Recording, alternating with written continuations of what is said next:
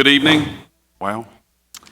At this time, I would like to call to order the Alexander County Board of Commissioners regular monthly meeting for October 7th, 2024. At this time, I would like to call on Vice Chairman Ronnie Reese for our invocation, and following the invocation, Commissioner Kent Herman will lead us in the Pledge of Allegiance. Please stand if able. Let's pray. Our Father, Lord, we come to you this evening and thanking you for blessing good things today. Lord, I thank you for good things you've done for protecting us during the storm. We could have had a lot worse outcome, but pray for those best and difficulties.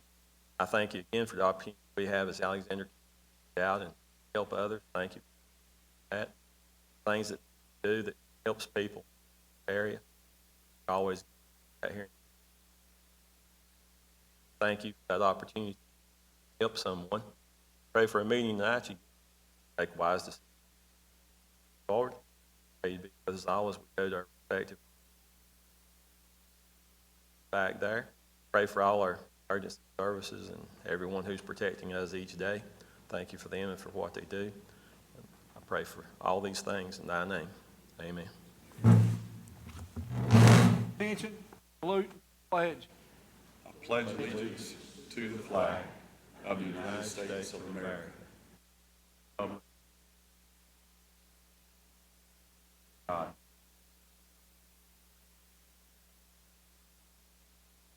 Thank you. You may be seated.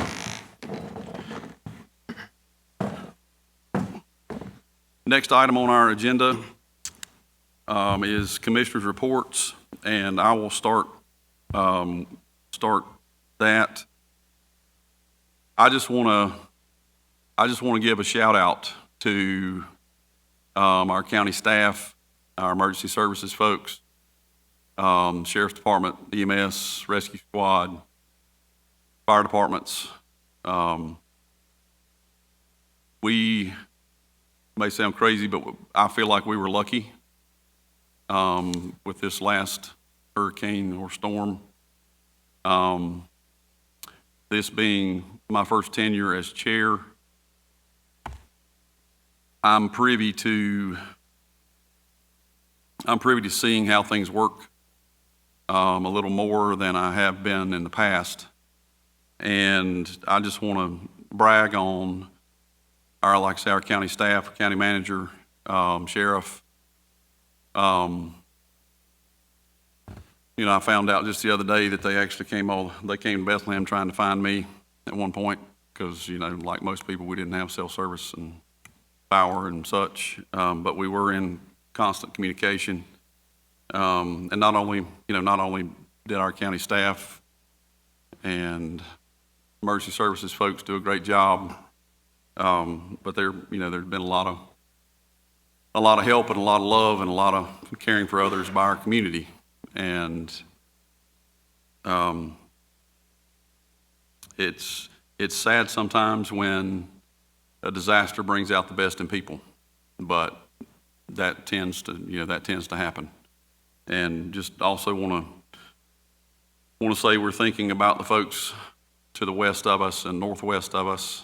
I spent several days last week in the Linville, Banner Elk area, and it wasn't hit as hard as Mitchell County, Asheville, and some other places, and it's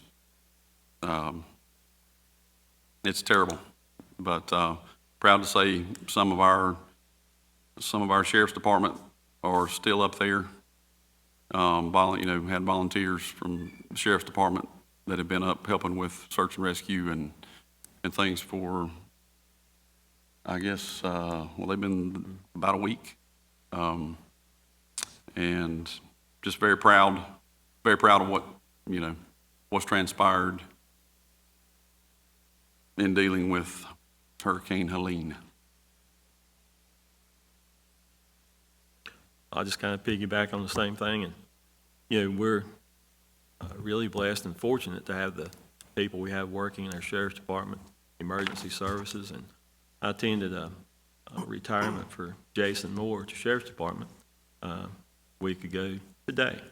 And they were going to have it on a Friday, but due to weather, it got changed. But as I was standing in there and looking around the room, I thought, a lot of these people, our deputies, our law enforcement, they've been doing it for a long time.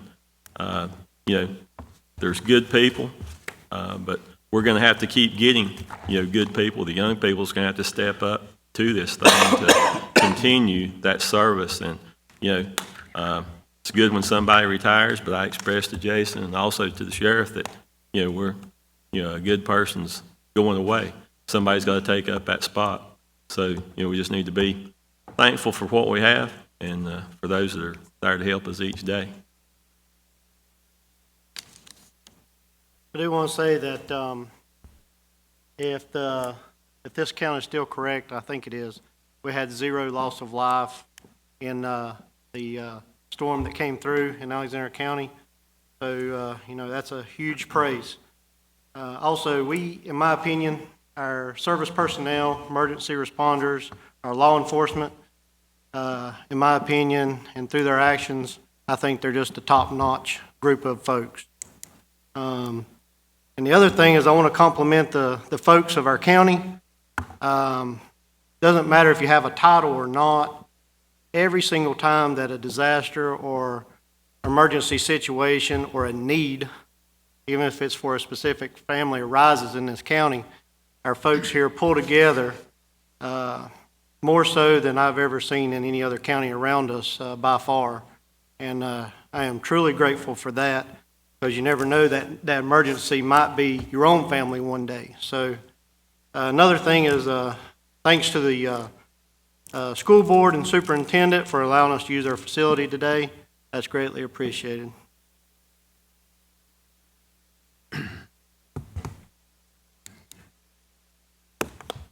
So if that's it, we'll move right along.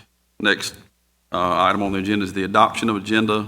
Gentlemen, we do have one change to our agenda. We need to remove item 12, closed session. We are not in need of a closed session this evening. So do I have a motion to approve the agenda with the deletion of number 12, closed session? Make a motion to approve agenda with the changes. So we have a motion and a second. All in favor, raise your right hand. Motion passes unanimously. Moving right along, next item, Paragon Films, CDBG. Oh, I'm sorry. Skipped some, excuse me. Let me back up to number 6, public comment period. Madam Clerk, do we have one signed up? We have one person signed up for public comment. I will read as normal, I will read the public comment procedure, if I can find it. I have it. Okay. Hang on just a second. Well, I can't get to that. I don't have that procedure in front of me. So I will give you guys the gist of that procedure, because it's basically public comment period is designated by state statute that we allow 15 minutes per regular monthly meeting for public comment. Public comment can pertain to any topic. It is not a time to be used for calling out any individual member of the board. It is not a time for impromptu questions. If there are items that need further investigation and or questions be answered, those questions and or requests for information will be channeled to the proper county department to provide that information. Each speaker is limited to 3 minutes. And like I said, and we have one person signed up for tonight, and that is Craig Taylor. Don, I'm sorry. Don Taylor, excuse me. Mr. Taylor, if you would approach the microphone, state your name, and the floor is yours for 3 minutes, sir.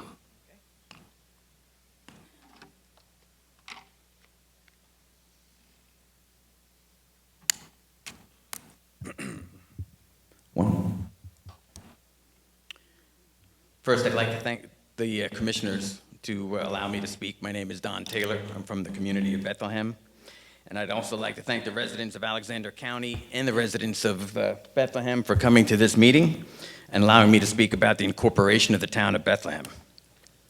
The advantages of incorporating our community are paramount to help maintain our community character by allowing us to draft our own zoning rules, which advocates for responsible development in keeping with our community character, managing the commercial growth in our commercial district, prevent potential annexation by adjoining cities, the ability to receive North Carolina tax revenue and state and federal grants to be reinvested into our community of Bethlehem.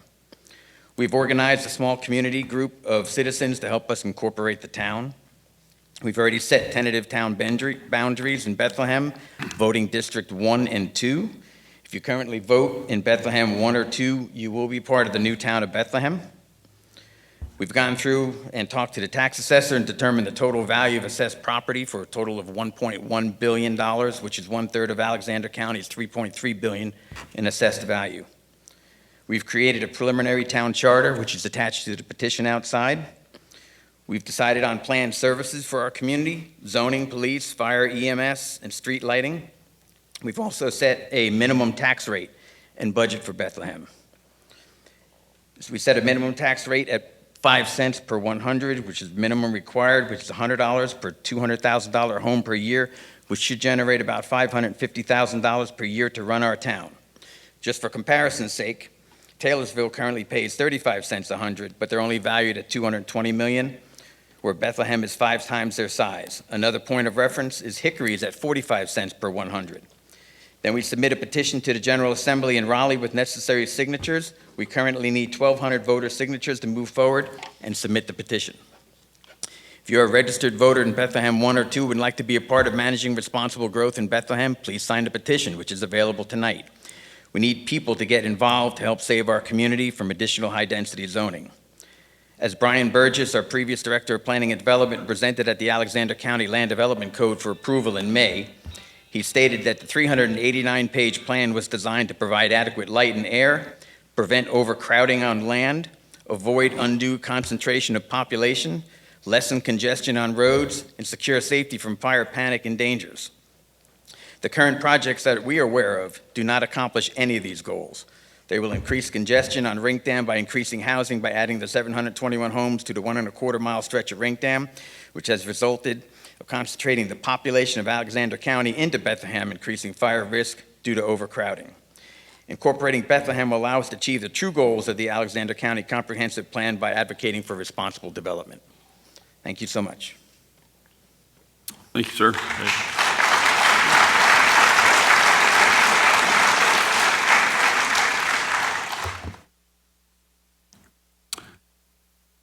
Thank you very much. Moving right on, item number 7, Paragon Films CDBG ED Rail Project Bid Award Recommendation. I would recognize Paul Tigg from the Western Piedmont Council of Government Grants, who is a grant administrator. Mr. Tigg. Mr. Chairman, Commissioners, on September 30th, 2024, a bid opening for the Paragon Films CDBG Economic Development Rail Project was conducted at the Alexander County Administration Building. We did have 4 contractors submit proposals, and Keith Benfield Contractors Incorporated was the low bidder at $408,688. It is the recommendation of the Council of Governments that Paragon Films, that Keith Benfield Contractors be awarded the Paragon Films rail project contract.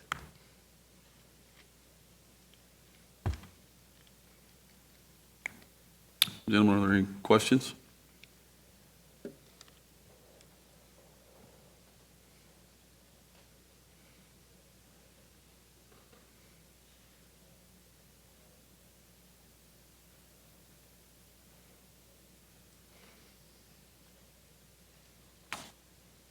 If not, I would ask for a motion.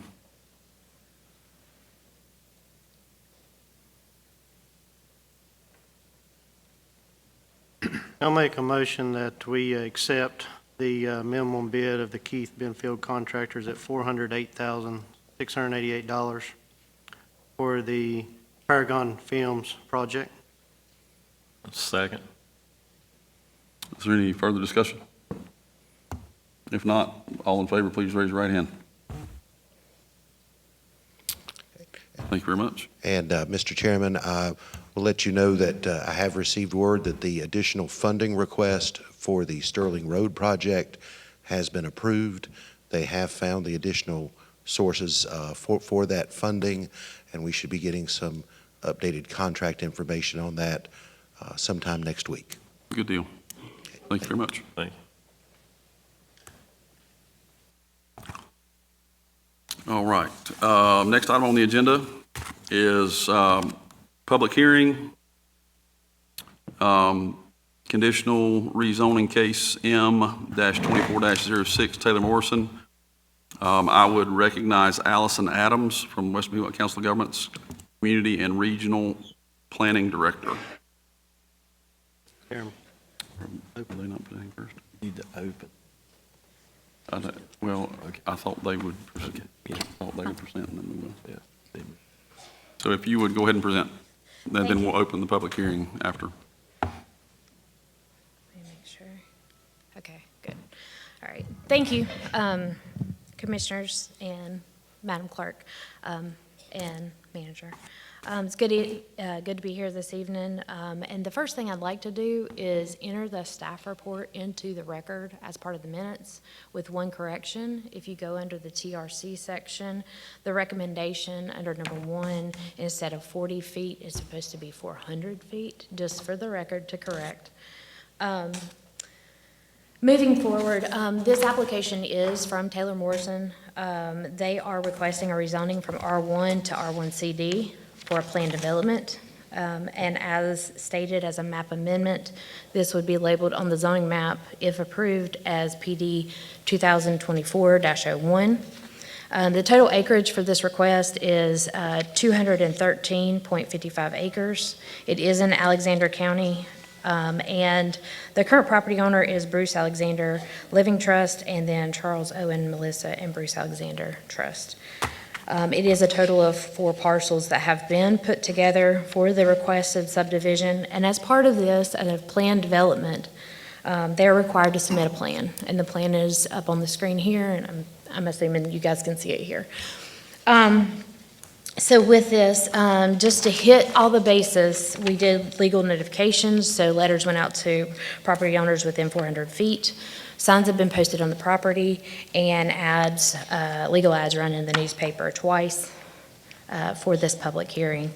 The surrounding zoning is residential, as well as the residential, or the uses around it are also residential. The infrastructure, the willingness to serve has been posted by the City of Hickory, and so the developer will be putting in the water lines at their cost. And what that means, the willingness to serve, is that there is capacity, both water and sewer. Natural resources analysis for this is there will be 50-foot buffers off the lake. Anything permitted on the lake will be by Duke. And there are also floodplain restrictions on the lake as well. There are also 25-foot stream buffers throughout the property. And we'll get into it a little bit in more detail when we start talking about the actual plan. Impacts on local infrastructure and facilities. So the developer has submitted a TIA, a scope of a TIA to NCDOT. That's part of that process. That TIA scoping is not completed until before the construction drawings would be done. And so that is in the works. They have submitted that request to DOT. Schools, the school current capacity is below capacity, so the subdivision could support more children feeding into Bethlehem Elementary. Emergency management, there is a analysis that is required by ordinance. That has been completed. The purpose of that analysis is for capital improvement planning. So the report shows where the stations are and the distance to those stations for service. Let's see. Also, all internal roadway cross-sections and exterior connections will meet fire code. The specs are also located within the plan set, and if there's questions about that, I'll be happy to answer that. There are other agencies that will be reviewing this as well. If this gets approved and once we move to construction drawings. And so what you'll have is state agencies will be DOT, but also it will be DENR, which is Division of Water Quality or Environmental Quality, and they'll be reviewing the erosion control portion of this, as well as the stormwater devices. As far as the local review has occurred, there has already been a TRC review, which is a technical review committee. And so we have collected comments, and the developer has come and done redline comments and made improvements to the plan over the course of the last couple weeks, months. And that local review included the planning department, fire marshals, utilities, emergency services, building code. They all provide a report to the planning board, and the planning board takes their recommendations very seriously. So as we move forward with the plan itself and how this request evolved is a PUD, the purpose of a PUD is several things. It is to increase open space, it's to cluster homes, it's to develop efficiently and think about infrastructure in a more compact way. It also minimizes sprawl and environmental degradation. And it also discourages like conventional zoning practices. And so you get away from the idea of sprawl and larger lots. And what you're doing is you're developing so that you can preserve more open space and you can protect the lakefront and the natural areas within the development. So there's also a purpose of providing a diverse housing type. And so as we get further into this, the developer is proposing 2.3 dwelling units per acre, and the plan shows 491 units total. And those are broken down into 3 different types. So you have single-family detached, a 56 wide foot product, a 46 wide, lot, 56 foot lot, 46 foot lot, and then you have a 26 foot wide attached townhome product. With these, they are meeting the requirements of the ordinance. The only condition the developer is requesting in this whole application is to reduce the side setback between the townhome buildings from 30 to 20. And the concession that they made was to put in fire hydrants closer together to accommodate any kind of life safety risk situation. And so let's see. What else do I need to cover? So different from conventional zoning, and I just want to spell this out so that also the audience understands, is that single-family detached housing, there is 5-foot side setbacks. So that means houses will be 10 feet apart, but that meets the current code. And that's only allowed in the PUD district and with a PUD request. It's not allowed in general zoning. And then there's a 10-foot front setback and a 20-foot rear setback.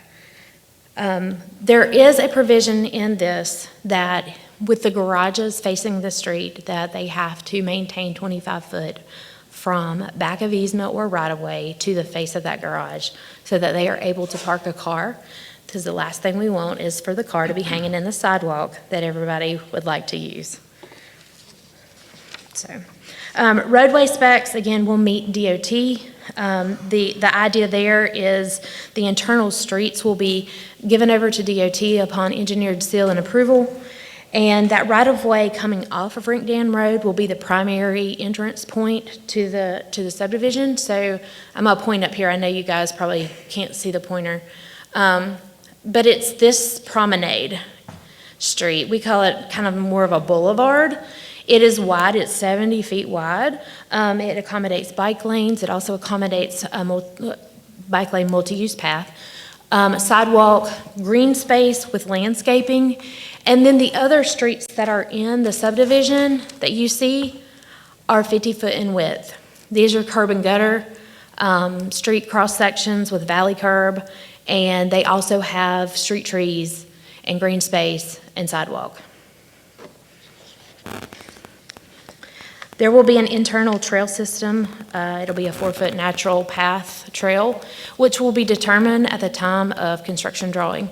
And the reason being is because the topo on the site is quite intense, and in order to not disrupt as much, they're going to basically look at the grading plan when they get more into the detail, where they can really figure out where the trails make more sense. But they will be installing natural path trails through the subdivision. The open space for the subdivision, they're providing a total of 73.5 acres of the total 213. And so that's a pretty large chunk of open space that's being dedicated. That also will be considered tree safe if it's not in a stormwater device or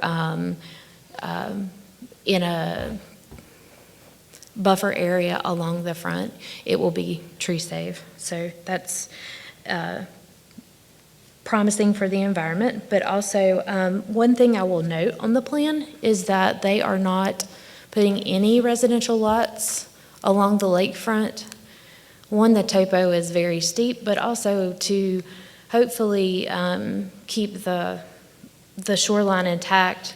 If there's anything that would occur along there, it would be through the commercial site plan process, which is an administrative review on this site right here. But again, they would have to get Duke approvals through that as well.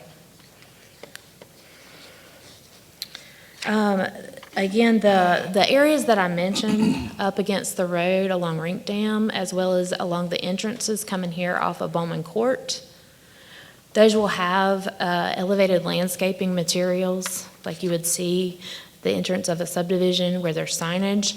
And so you'll see some landscape planning that will go on. That will occur with the construction drawings, so you'll see more details in the construction drawings. There will be an HOA that holds all this open space, as well as the responsibility for the stormwater devices. I'm trying to think if there's anything else. So the only other place that would have some kind of administrative review or commercial review is if they were putting some kind of structure in one of the park areas that they've slated as a park. Most likely it would probably be natural. I'll let the developer speak to that. But the only thing that would be an administrative review would be this commercial area, which would be their amenities for the subdivision. Let's see. When we get in a deeper dive to the future land use and those implications, the county has a 2045 comprehensive plan, so it slates for the next 15 to 20 years what we want things to look like. There's also a Bethlehem small area plan, and so when we look at that, this area here is in two different areas. It's in the urban service area of the 2045 plan and also the rural transition area. And so some of those recommendations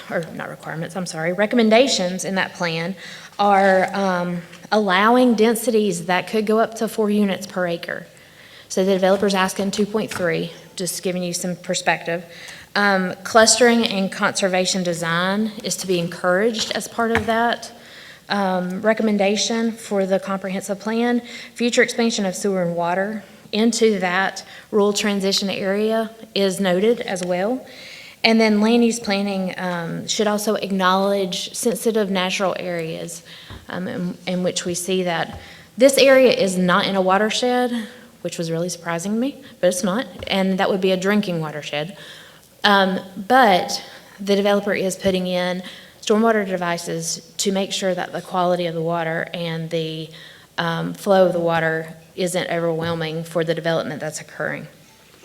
The Bethlehem Community Plan more specifically gets into the transportation side of things for recommendations, and it's working to modernize Rink Dam Road, which we will know what kind of improvements will be required once DOT gets done with their scoping. My guess is that there will be deceleration lanes and maybe a turn lane there, but that is hypothetical, and I am not a traffic engineer. So let's just put that in the record. The other thing I will mention is that we also want orderly, efficient traffic flow as part of the Bethlehem Small Area Plan and also the bicycle plan to be recognized in developments. And so the goal is to work with DOT to see how we can accommodate that on Rink Dam Road. The TRC met, which is the Technical Review Committee, which is made up of staff members, and they made recommendations, and those recommendations really are more a product of the construction drawings, because they get into the meat and the details of the plans, like grading and slopes and all those things. So I will read what their recommendations are, but most of these are going to have to occur at a later date. Fire hydrant spaced for 400 feet, which the developer has done that in the townhome portion, and that was the request if you had closer setbacks. Traffic impact analysis, we know that that'll happen before the construction drawings. Adequate site distance, they have put some of those triangles on this plan, but that will be looked at more closely once we know what roadway improvements are along Rink Dam. 20-foot radius for fire trucks. And minimum pavement widths to meet DOT standards so the roads can be turned over. Public water and sewer connections that need to be permitted by the state. That's the next step, pretty much, in order to put the pump station in and the water lines, et cetera. So that's after this, once again. And also capacity of water lines and sewer, and that really is about flow, and that is at a later date as well. Because we're really high level at this point. This is really conceptual plan, and they need your blessing in order to move forward before they can even get to construction drawings. So the planning board heard the recommendation on August 8th, and they recommended unanimously to approve it because they cited those same conditions or those same recommendations within the 2040 plan, as well as it's in the best interest of the county and its residents. As far as staff recommendation, I wrote the recommendation and I base it on several things. I base this on future land use planning, so your 2045 plan, your Bethlehem plan. I look at also recommendations from your staff and how they've addressed those, if they've met the ordinance, and also some of the outlying things like school capacity, things like that. There was a resolution that was adopted by the school board acknowledging the need for growth. And so all that goes into my thought process when I put together a staff recommendation. And so all items identified in the ordinance have been addressed with the condition. The other thing is it does meet the goals for the 2045 plan and the Bethlehem plan. And in the past years, the county has lost population, straining the workforce and the economic vitality. And this is an opportunity to increase population, provide housing, workforce opportunities, to create a healthy economy. And so I do think it's in the best interest of the county for the following reasons. It provides access to homes with less yard maintenance, which is appealing to a variety of people, and especially what we're seeing regionally is workforce. In order to attract people here, we have to have housing, and the desire of housing is changing. Reduces the amount of public water and infrastructure that the county, and therefore the taxpayer, must maintain because of the design of it. Avoids disturbance of sensitive environmental areas, allowing for suitable land to be developed for housing, which means less grading, less tree removal, so better for the environment. More population means more jobs, housing, services, and increasing economic vitality. So with that being said, that is what I have for you this evening. If you have any questions of me, I'm happy to answer them. Yeah. Thank you. Thank you, ma'am. We may very well need you to answer some questions Okay. in that you're the expert I don't know and about that. we're just the pretty faces. Um, At this time, we need before we have a motion, excuse me, before we open, okay. At this time, I would recognize representative from Taylor Morrison. If you would approach the podium and tell us who you are and All right. give us the down low. All right. Good evening, Commissioners, Mr. Manager, County staff. Thank you, Allison. My name's Alan Curley. I'm with Taylor Morrison Homes. I have some of my associates with me here tonight as well as the land sellers. Thank you for giving us the opportunity to present our application tonight. Next slide, please. You may not be familiar with us. Taylor Morrison, we're a national home builder, headquartered in Phoenix, Arizona. We have a Charlotte division. We've been operating out of the Charlotte office for about 10 years. I've been with the company for 17. We entered the market through an acquisition of another builder. But we build primarily in what we call the Charlotte MSA, and the Charlotte MSA is bled into the Hickory MSA. So we're looking at opportunities to get into Catawba County, and in our efforts to find an opportunity in Catawba County, we found this specific property that we thought would be a good destination neighborhood for our company. A couple things about us. One of the things we're really proud of, we've been voted America's most trusted home builder the last 9 years in a row. We are the 7th largest builder in the country. We're also the 7th largest builder in the Charlotte area. We are the only exclusive partner with National Wildlife Federation. I bring that up because, as Allison was saying, there's a lot of environmental constraints on the property, and hopefully as I get further in my presentation, you'll see we've tried to recognize those and appreciate those. Next slide. Just a summary of what Allison went through, real quick. 213 acres is the property. Current zoning is R1. We are asking for an R1 CD plan development district. We're proposing 495 homes. She said that the ordinance allows up to 4 per acre. I thought it was 5, but either way, we're way below what the ordinance allows. Part of that is in recognition of environmental constraints, and quite honestly, there's some topography and things we have to deal with as well. And so we're not trying to force things where they shouldn't go. 10% of open space is required per ordinance, but as designed, we have 45% of open space preserved. So as Allison was saying, this is our layout. This is our proposal. So this is a rendition. It's probably 5 or 6 from where we started. We began this process working with county staff in January. When we began the process, the county was in the process of a new land use ordinance. So we were working with staff and modifying as we went through our design on this. One of the things I wanted to point out is, as Allison said, you see that we have the detention basins, even though we're not in the watershed. The darker greens are the detention basins. A lot of that's best management, just best practices. We're not new to developing around the lake. We develop on Lake Norman, develop on Lake Wiley, and we understand that you got to go over and above to protect the natural habitat of the lake and try to keep as much stormwater out as possible.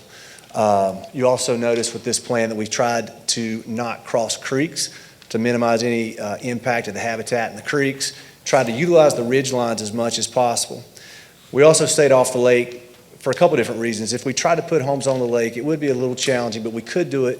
However, you would be minimizing the lake, in our opinion, to 12 or 13 homeowners that would get the benefit of it. What we've done here is we've utilized the common open space around the lake. so the entire community feels like they have access to the lake and the amenities that it offers. In the commercial site that we've got located there, we have planned a swimming pool, cabana, multiple uses that, as Allison said, would go back through the permitting process before we were able to actually go into construction. Next slide. This is just a couple of sample elevations, work in progress, I should say. But between the 56-foot lots, 46-foot lots, and the townhomes, this is a good random sampling of the type of homes that we would propose. Plan on master living on the first floor. What you don't see here is that there will be a lot of basements, so there will be additional bedrooms in quite a number of the lots. But with costs and everything, we're going to utilize the basement with some living space versus having a basement and then a two-story where we can. Next slide. This is really the draw of the neighborhood for us. We see this as a destination lifestyle neighborhood. There are not a lot of places where you can have access to shopping, health care, employment, and still have the ability to get on a kayak, walk a nature trail, swimming pool, clubhouse. So this is our vision for this neighborhood, to be a draw, to bring people to the area. For some that are in the area that are already looking for a place to move up or move down. But we just see this as a good central location where people can get the benefit of the lake living, close to the mountains, close to the Charlotte airport. And we just see this as a place where people want to come and start families or maybe it's a second home, whatever it may be. But we think it's a good opportunity for us. And so I don't want to go through a big, long presentation because Allison did a great job, and I know there's a lot of people signed up to talk, so I'm going to be here to answer any questions you have of me now and any questions you have after others have spoken. But are there any questions I can answer for you at this point?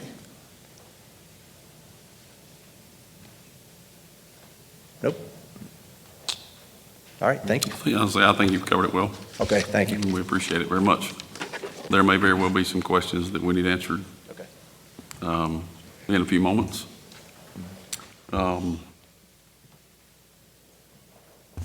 At this time, we will move toward the public hearing. In an effort to be as fair and respectful to whomever is speaking, regardless of regardless of their opinion. We do have some guidelines for the public hearing, and I will basically read those at this time before we open the public hearing. But like I said, this is strictly so we can be respectful to whomever's talking. We want to give we want to give the public, we want to give the citizens, we want to give our neighbors the opportunity to express concerns, ask questions,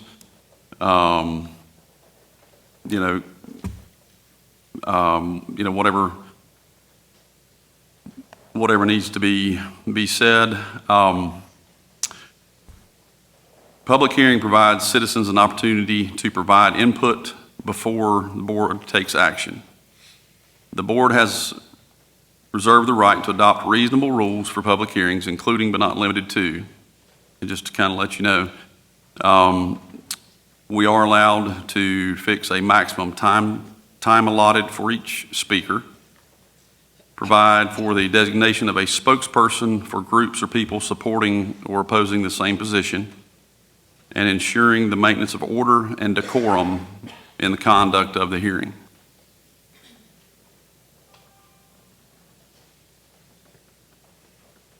See what else I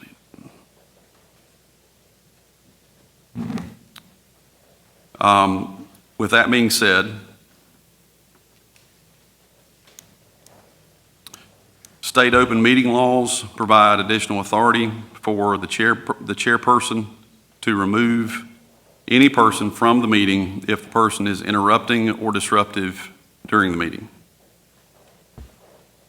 If an individual interrupts or disrupts the public hearing, I will give one warning. Following that warning, if the individual continues to disrupt the meeting, they will be asked to leave and/or removed. And that is strictly in an effort to be fair to whomever is speaking, and to, like I say, keep order. Public hearing will be for 1 hour. Each speaker will be allotted up to 3 minutes. Obviously, if a speaker does not need, if it's a quick question, and you don't need 3 minutes, please don't feel like you need to stand there for 3 minutes. We want to be respectful of your time, but we also want to be respectful of your opinion. This will be strictly enforced to allow more individuals to speak.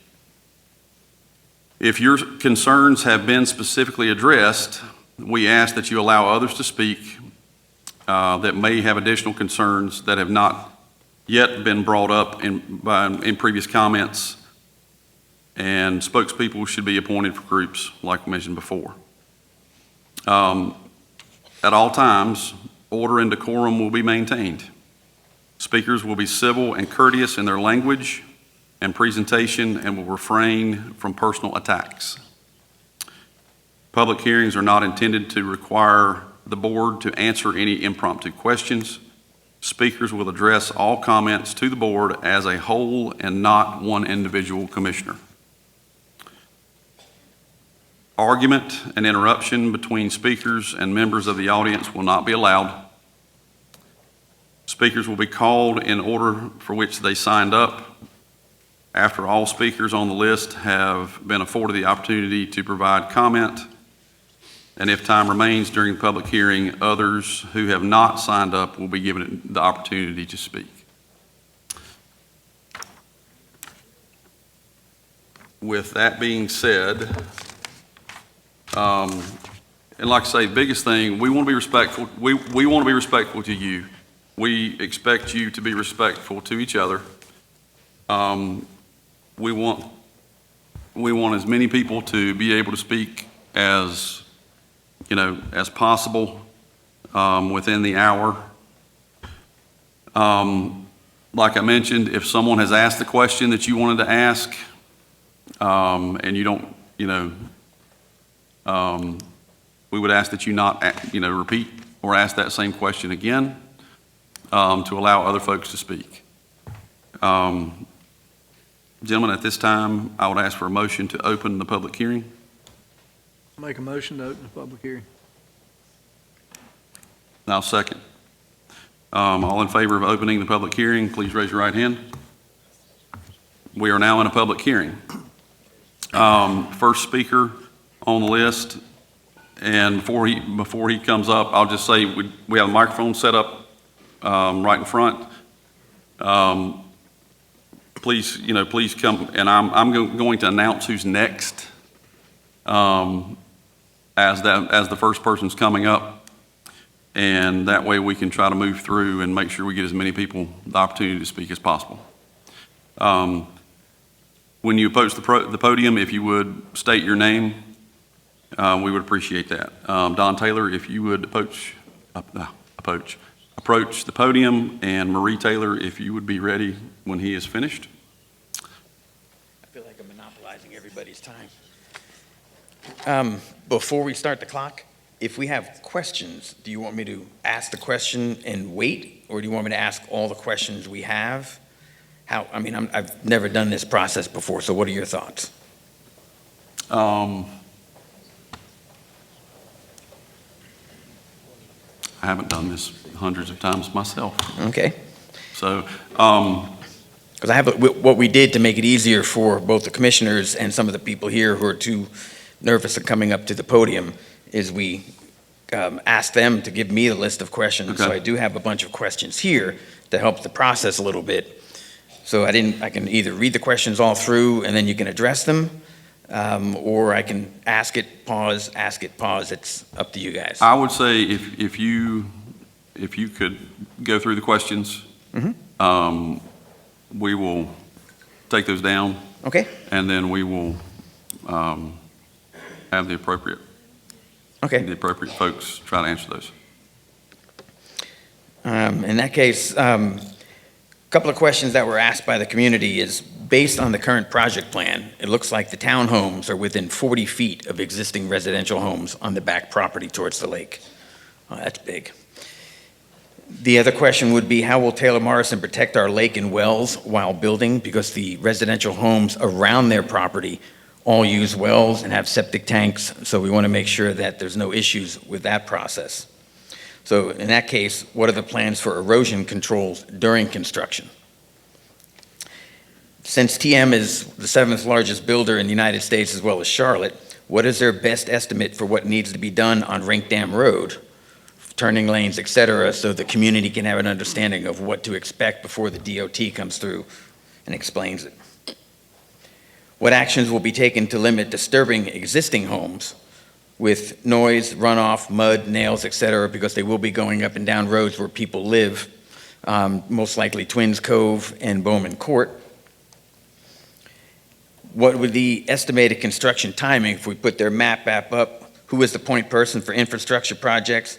And then will TM be adhering to the minimum acre disturbed land rule, which I think is about 20 acres or so, which means they can disturb 20 acres, reprocess it and build it back, or would they be clearing the lot? Will the new delay on the 127 project because of the recent Hurricane Helene come in impact the project and the timing of this project? And then will the buffer zone on the stream contributaries and lake frontage remain undisturbed without grading or tree removal? The other question is actually for the commissioners is, where can we get a copy of the EIS study for the proposed pumping station location? As one is notorious for leaking, and existing homes in this area do have wells, and it is on top of the contributory stream. The other question I have is just a regular fundamental one. I appreciate the fact that we do have 2.3 acres or 2.3 homes per acre. However, I've been on that land quite a few times, with permission sometimes. Is non-buildable land included in the calculation? For example, over 25% grade, wetlands, drainage ways, designated open space, private streets, et cetera, that reduces the amount of space where they actually build and increases the amount of homes per acre. And then one other question I noticed that somebody mentioned is, says, you have more people equals more jobs. I don't really see how that works, because sometimes you get more people, you don't necessarily have more jobs, but you have more people looking for work. But if we don't have the jobs and the businesses here, that's a little more challenging. That was all the questions I had for right now, since I have 7 seconds left. Great job.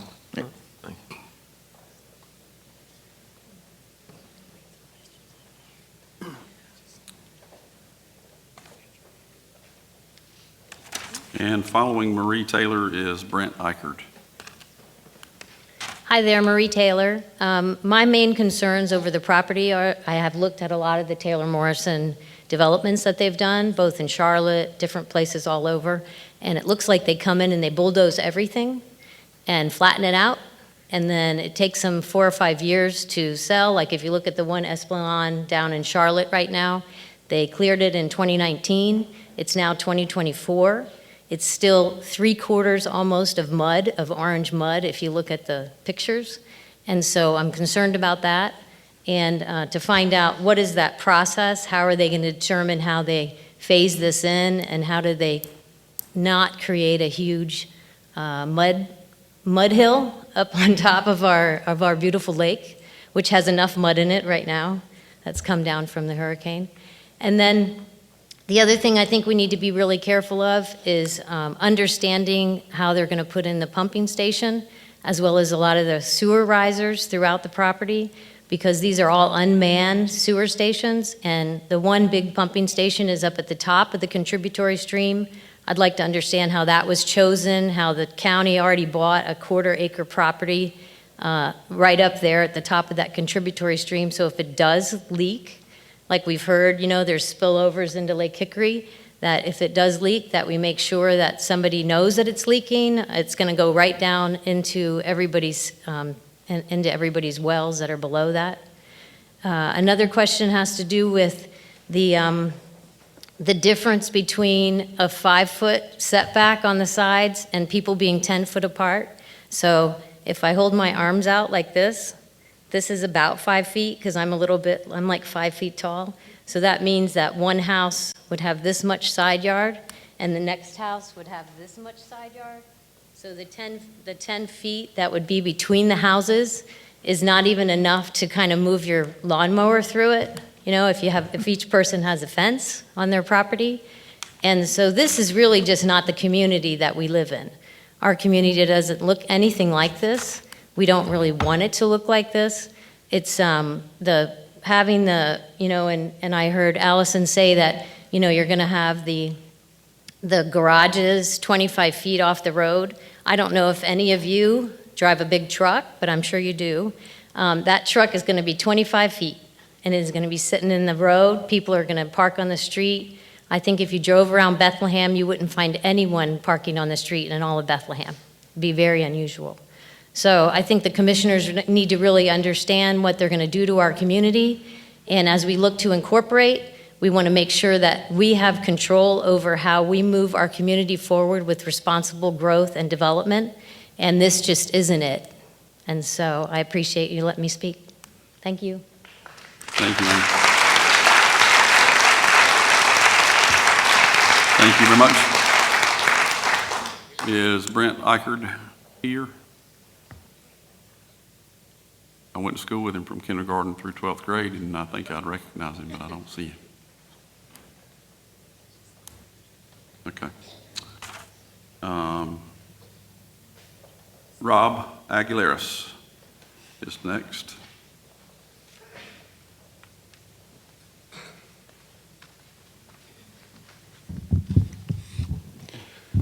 Robert Guayas, I'm chairman of the School Board of Sorry. Education here in Alexander County. Thank you for giving me the time to speak to you. ADM, average daily membership, is the number of kids that we have enrolled in our school. And our school systems have been suffering from a consistent decline in ADM year over year for over a decade. And just to give you an example at this point right now, in the 18-19 school year, we were at 47 enrolled students across all of our school system. Right now, today, we're at 4182. That's a net reduction of 565 kids that are no longer going to school, and our schools have that many less kids inside of them. So we as a school system welcome any opportunity to be able to stave off that downward spiral that we're caught in ADM eliminations. And so we see any kind of development, any kind of housing, anywhere that we can bring in families, young families that are going to add kids to our school system as a good thing. So therefore, we as a board got together last month during the September 10th board meeting, and we discussed and agreed on the following. We issued a statement from Alexander County Schools in support of the residential housing growth, and it reads as follows. Whereas Alexander County has a limited tax base with taxable property per capita consistently ranking near the lowest of all counties in the state, and whereas Alexander County has also seen a steady and significant decrease in the school-age population, which directly affects the level of state funding that is based on average daily membership or total enrollment. And whereas Alexander County schools are not at capacity and can support an influx of school-age kids at its schools in each district.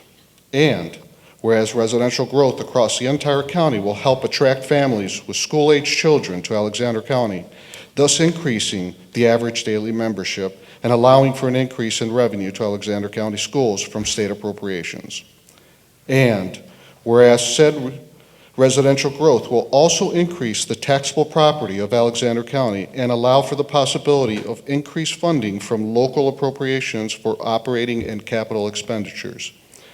And whereas quality education is critically important to the economic vitality of Alexander County. Now, therefore, be it resolved that Alexander County Board of Education does hereby support the controlled growth of residential communities in Alexander County that will aid in increasing the taxable property and school-age population in Alexander County. We adopted this statement on the 10th of September, signed by myself. Thank you very much for your time. Thanks, sir.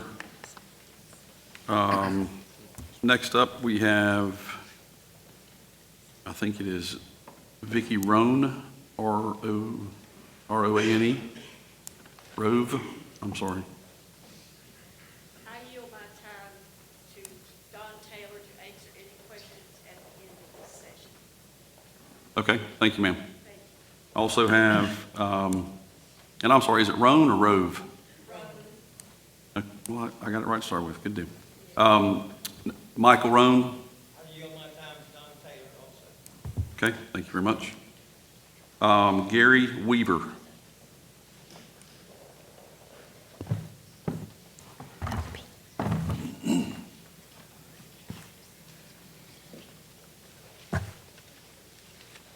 Okay, my name is Gary Weaver. I've lived in Bethlehem since 1988, and my concerns are this: a responsible growth. I don't see it happen by development. There's only 150 yards behind my home, and I've lived there since '88. One thing I've noticed is traffic on Rink Dam Road, traffic on 127, congestion, more accidents. You have one bridge. If the bridge gets shut down on Oxford like it did during the hurricane, then you got traffic coming from over there down Rink Dam Road. But it's already been backed up this week past fish camp.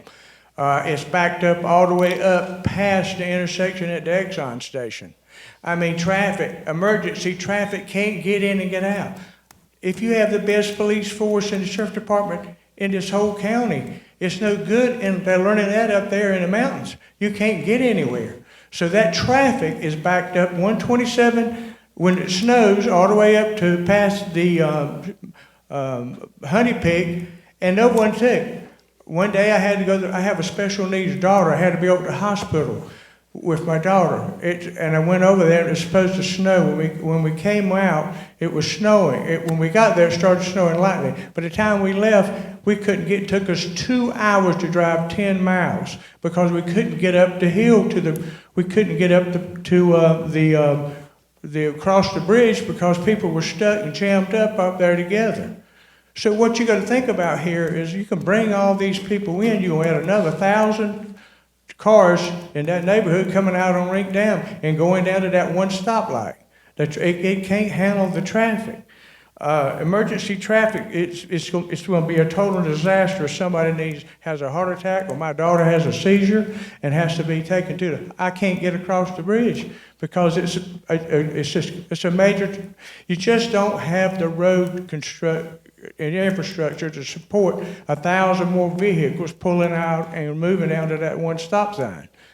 And if that bridge is old as it is, it's no telling how much longer it's going to be able to stand that vibration from the traffic. They're always having to do maintenance for the vibration of weakening supports of that bridge. I've seen them. I've been there for 36 years. And the only thing we're going to receive from this property is property tax. People do not spend over in this county. There's nothing to spend over there. They go to Hickory. So all you're going to get is property tax. You're not going to receive any tax off of sales, maybe a few gas, a little bit from the high-end grocery store, which is nothing but a high-end convenience store down there that we have. But what I'm trying to get you to realize here is what about the safety and the welfare of the existing people who live there now? And we already have problems already with water in my community. Everybody's had to dig for crawl space to put sump pumps in because there's an underground spring that creates flooding in there. Thank you. Thank you. Thanks, sir. Next up is Casey Ritchie.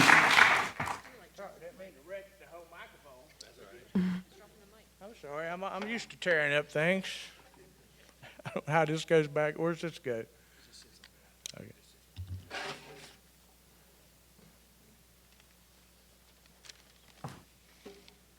Ready? Yes, sir. I'm Casey Ritchie. I'm not a public speaker, so bear with me. So I've lived in Bethlehem since 1979 when I was born. Small community, rural, and I've had the pleasure of talking with three of you guys about this over the last couple of days, and all I hear is about taxes. You know, it's going to save us on taxes. How's it going to save us on taxes? We're going to have to put more policemen, more firemen. The gentleman mentioned the schools. They may be low, but Bethlehem's not. They're at 440 kids with a 500 kid capacity. There's no room. You're going to have to build a school. You're going to have to do all this stuff. We have one bank, we have one grocery store, we have one high school. Taxes are going up either way. We have no attractions and no jobs. I mean, maybe look at a way to do jobs in our county. As far as the road construction, the traffic study, as I spoke to the DOT today, has not been ordered. They have met for the traffic study, but they were not going to order the study until you guys approve this. But there's also the other Serenity Springs on Heritage Farm Road, so that's that much more traffic coming in. We do not have the infrastructure, as I said again. Whenever you start building in Bethlehem, it's the beginning. It's going to be over the whole county. Bethlehem's not Hickory. We don't want it to be Hickory. Why don't everybody quit trying to make it Hickory? But now it's not only Hickory. These guys are from Charlotte. Why make it? We don't want Charlotte for sure. We don't want this stuff. I mean, let us raise I'll pay more taxes. I own a lot of land in the county. My family does. We'd love to pay more taxes to keep this crap out and leave us alone to where we need to be. They said more people, more jobs. We don't have nowhere to go to work. There's nothing here. I mean, what are they going to do? There is nowhere to work in Bethlehem. There's nowhere to work in the county hardly. As far as the storm and the road, you're correct. EMS, fire, everybody done a good job during the storm. They did close 16. They were about to close 127 because of the boat docks. So where would the people in Bethlehem buy food at? They can't get to Hickory. Is everybody going to go to Lowe's Foods? I mean, I don't see. I think that you guys should focus more on the people that voted you guys in instead of the economics for the county. Bethlehem has the largest voting base in the county, which probably voted y'all in, and I heard that y'all's job was to take care of the economics. I thought your job was to look after the people that voted you in. That's it. Thanks, sir. Next is Clyde McLaughlin.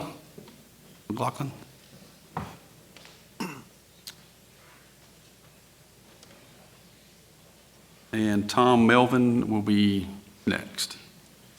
Good evening. Good evening. I'm not a public speaker either. I'm kind of new to Bethlehem. We came to Bethlehem about 13 years ago as part-time residents, full-time residents 3 years ago. We moved here for the country community of Bethlehem, not Charlotte. So I agree with some comments I've heard about that.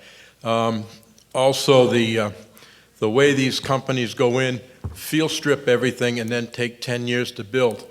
We got a perfect example of that right on Cloninger and 16th Street, I guess, that goes into Hickory. That, I don't know how many have looked at it, but that's kind of a joke, that place. And it's field stripped, and they built a few not very good-looking homes, and not very aesthetic at all. The other thing that's been mentioned is the roads. And I would say to them, they can talk about the roads, fine, when they get the roads all built and they get the sewer pumps and they get the lines, when they get all of that in and it's all nice and good, then come back and say, maybe we'd like to build some homes. But I'd like to see that it's not based on just tax money coming in, because what you're going to collect, you're going to turn around and spend out. And I'd like to see let's put the horse before the cart, and get the infrastructure built up before we talk about more of this high-density housing, which really doesn't go with the area of Bethlehem. Thank you.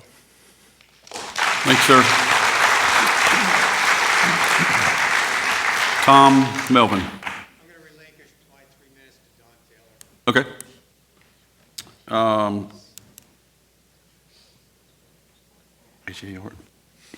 I can't read her writing, I'm sorry. Ken Harbert.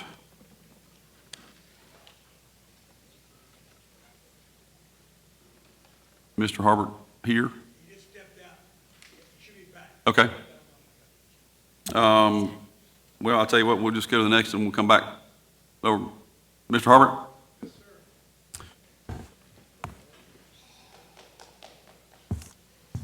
First, let me thank you, Mr. Chairman and Commissioners, for your service.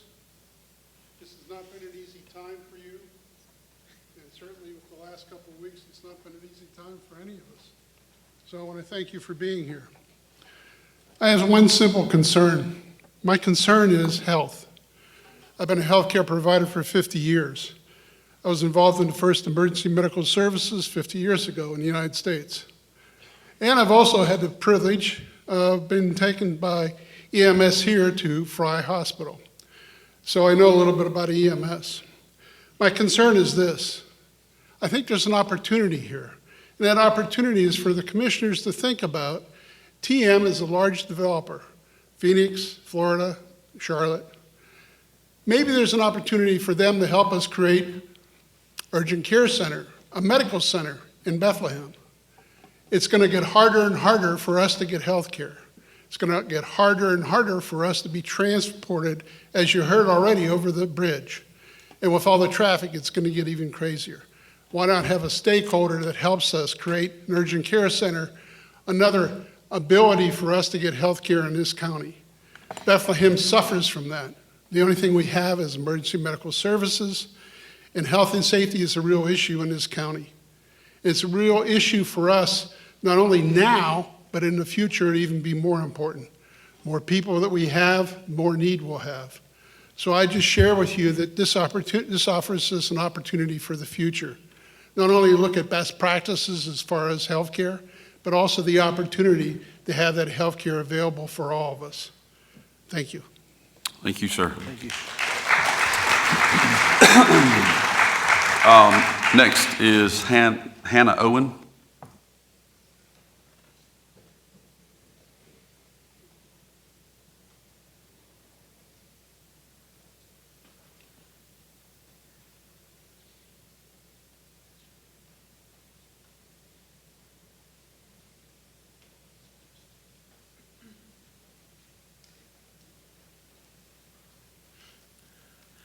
Thank you for this opportunity to share my concerns.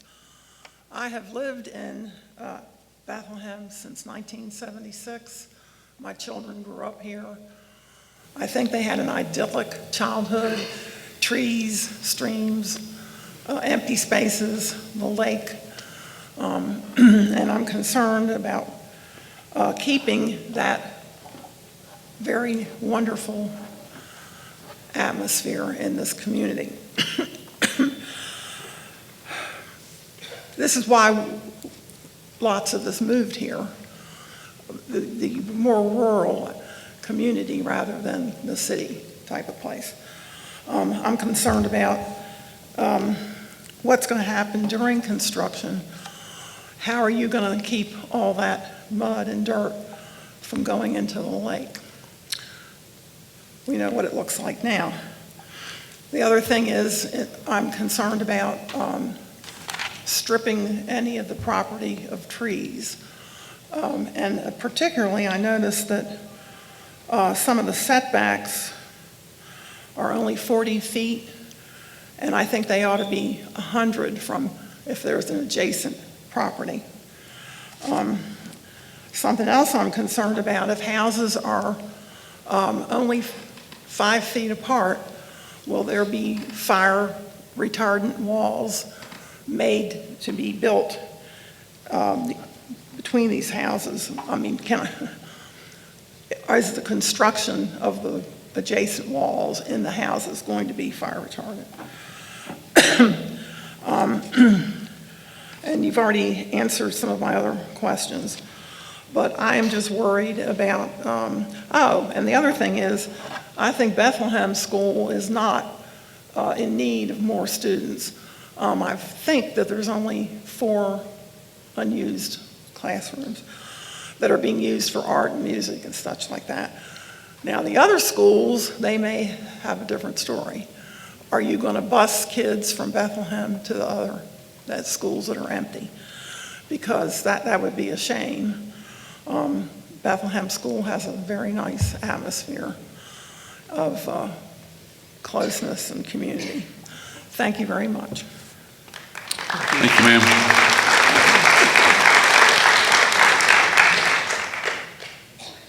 How are we on time?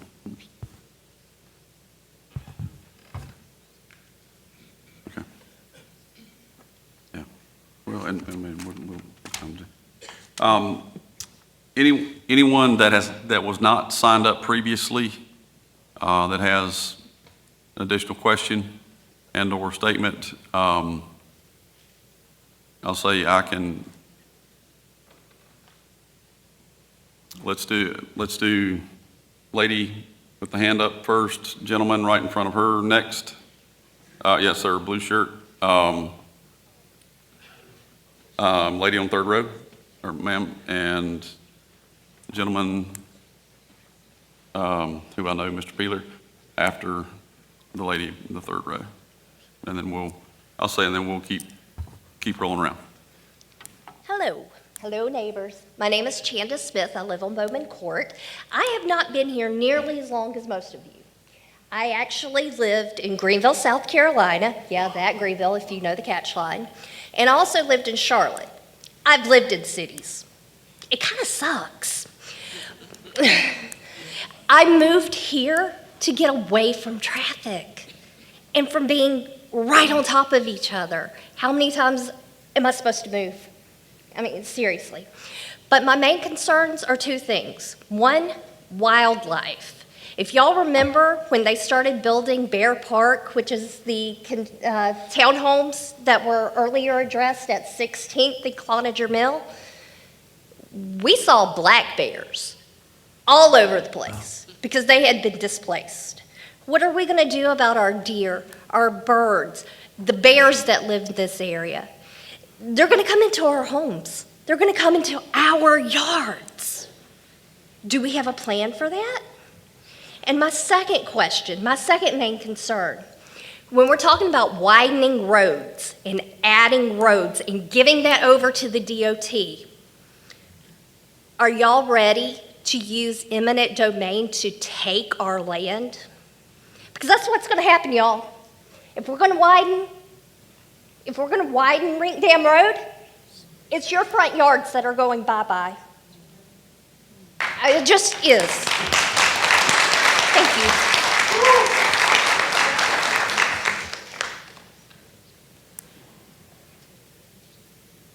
Oh, thank you, ma'am.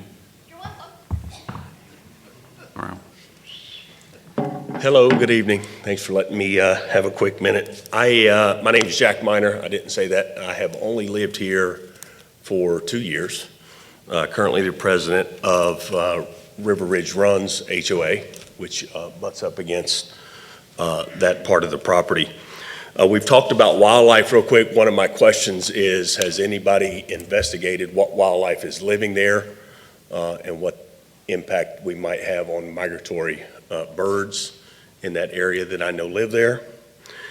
And the only other thing I want to say is, at least from River Ridge Run's point of view, growth is not a problem. Growth is a good problem. High-density housing is a problem. It doesn't fit the neighborhood. It doesn't fit our community. And I moved here, raised all three of my boys in Newton Conover schools, moved to Mooresville or that general area for just less than 2 years. Got the hell out of there real quick, because if you want to see what high-density housing does to traffic, go try to travel on 150, right? We don't want 127 to be 150. So overall, growth is good. We're not anti-growth, we're pro-growth. I think as a community, we'll pay more taxes for the right growth and put you guys in a position to bring jobs, to bring homes, to bring growth, to bring students to the schools. And there's many things we can do to attract people outside of trying to turn us into Hickory, much worse, Mooresville. Thank you, sir.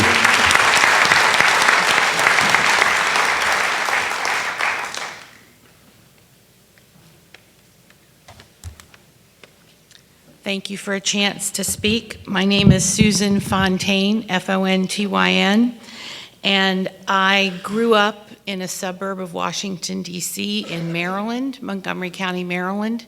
It was an idyllic place to grow up, and development was controlled for many years. The 70s were great, the 80s were great, and then the county just needed revenue.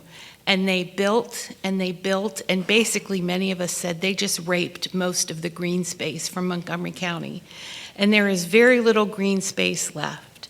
There is much high-density housing. I lived in a townhouse for 30 years. I moved to North Carolina to get away from that kind of a life, and I love the rural life that I live in Alexander County. It was basically like building on steroids for many years. And now the county, the school system was the best in the country when I was a student in Montgomery County schools. I worked for Montgomery County schools for 30 years and just saw the quality of education go down because of the continued added students. They have something like 190,000 students in their district, which is crazy. So that was one concern that I have, that it's too much, too fast, and controlled growth I think is great. Many people have said that, but I am concerned about the uncontrolled growth and high-density housing. And the other thing I just wanted to bring up is I'm concerned about the water supply. There was a meeting a few months ago about Charlotte, and they want to take more water out of the river in the next couple of years because they're at capacity, and they're not doing a very good job of planning how they're going to use the water. I don't know if you guys are aware of that issue. It was a huge meeting. And so I'm concerned about Charlotte asking for increased water and taking our river that we have and what we need to support our homes. And then this added development is just, I'm concerned. So thank you. Thank you, ma'am.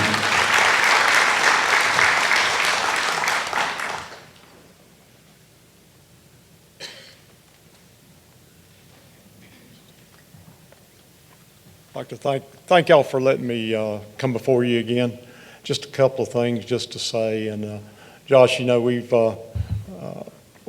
Connie and I have known you and your mom and your daddy for a long time. I mean, you helped sell our house where we bought this one on Bowman Court. So we've known each other a while, and I appreciate the job that you're doing and letting me get up here and just speaking. But a couple of the things that Connie and I have talked about that we are kind of concerned about is we do have a well and we do have a septic tank. And we've been in this house long enough that our septic tank, we're having to have it pumped out about every year or so, you know, because the fields are not getting good or whatever. And our well, we figure we've spent $10,000 to $15,000 trying to make that water where we can just kind of drink it. Spend a lot of money on water softeners and salt and all that. So, you know, that's two things that are very much of a concern of ours, in that how existing residents, how we're going to deal with, you know, is the water and is the sewer, is that going to be made available to us? Because we're going to need it. And that's really what I was wanting to say on that. We're hoping that gets done where we can tie on to it or whatever. Because we know that this housing is going to be here. We know it's going to happen. We really would not to see the high density, you know, housing. But the housing over there is fine. The other thing I'm a little concerned about is our wildlife. And I know it's been brought up, but I live across the street from this property. There's a nice little deer herd in my backyard. I mean, I'm talking 10 to 12 deer that I go to Shaggy's and get a $10 bag of corn. About weekly, I feed them. And before Malcolm Reese passed, I think you remember Malcolm, he had turkey stocked in this area. So there's a real nice flock of wild turkeys. The young ones. I saw the young ones this year, about 11 of them this year. So I'm really concerned about the wildlife. So, you know, my suggestion would be the houses are fine. Even the density stuff's fine. But let's have more area for the wildlife so that they're not displaced from that. That's my only concern, as well as the water and the sewer. That's a big deal. But I appreciate y'all letting me get up and just kind of tell you what's on our mind. Thank you. Appreciate y'all. Thanks, sir. Thank you.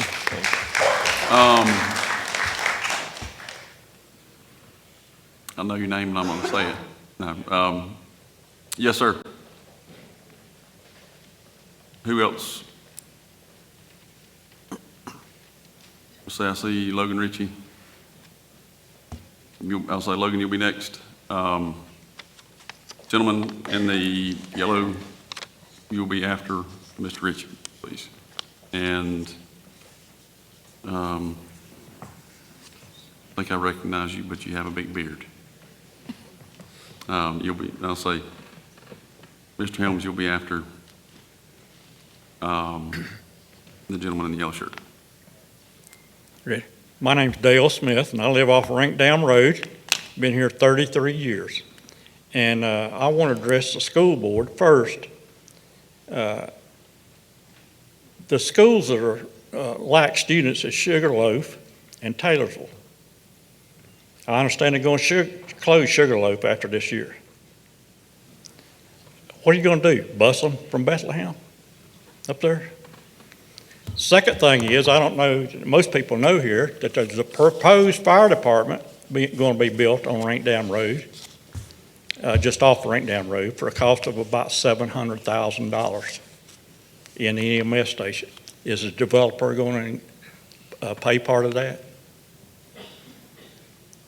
My neighborhood I live in is needing sewer right now, but we're not. The grant was only for new construction, and we cannot get it. Been fighting this for years.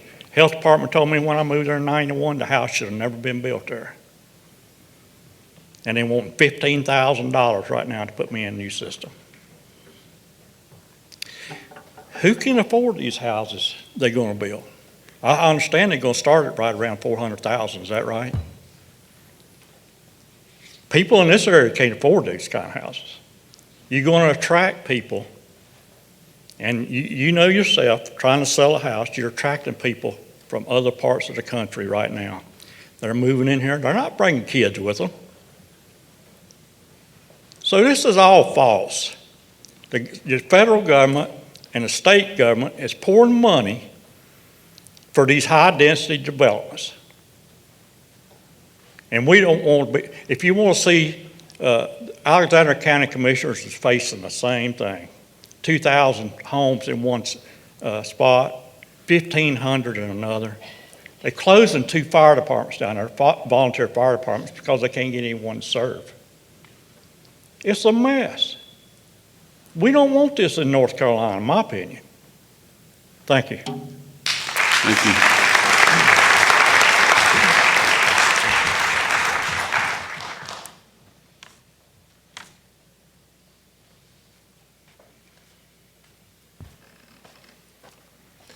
I'm Logan Ritchie. I know this is tough on y'all, but I got a couple questions. At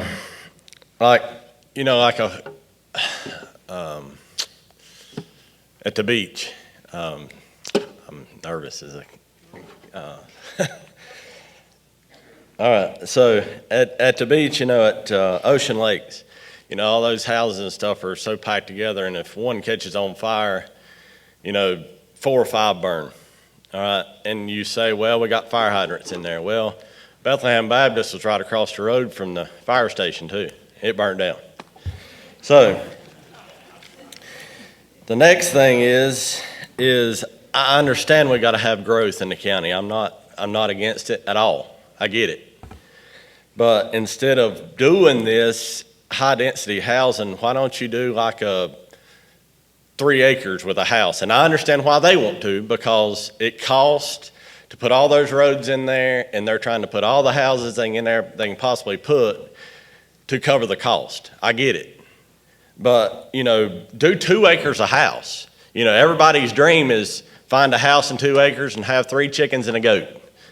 Do it. You know what I mean? Nobody wants to live on top of nobody. And they would sell. If you did that, they'd get $400,000 out of it. I'm telling you. Look, you're 2 realtors. If you got a house and 2 acres of land, how long does it last? Not long. So, another thing is, and I know y'all get griped at all the time, but we need jobs in the county to cover this. And I know people said that, but why don't, if we're going to do something like this, I'm not against it doing it in Bethlehem, and I know the guy's wanting to sell his land. I own land, I got rental property, I got all that. I get it. And I'm not against him selling his land. If he wants to sell it, I'm not trying to tell him what he can do or can't do with his land. But if I wouldn't want it right beside of me, and I grew up in Bethlehem, lived in Bethlehem, but the east side of town, get in your car and go to the east side of town, how long has it been since anything's been done down there? You know, Bethlehem has pulled the tax base forever. I mean, what goes on down there? I mean, they had a Galaxy. They shut it down. You know, if they...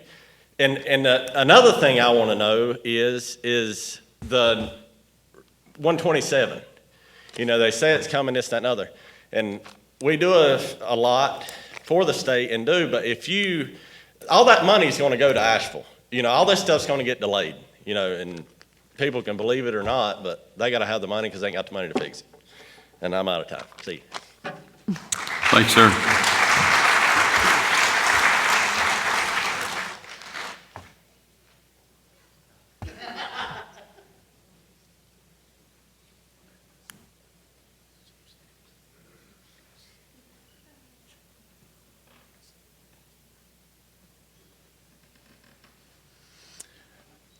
Good evening. My name is Dean Sheridan.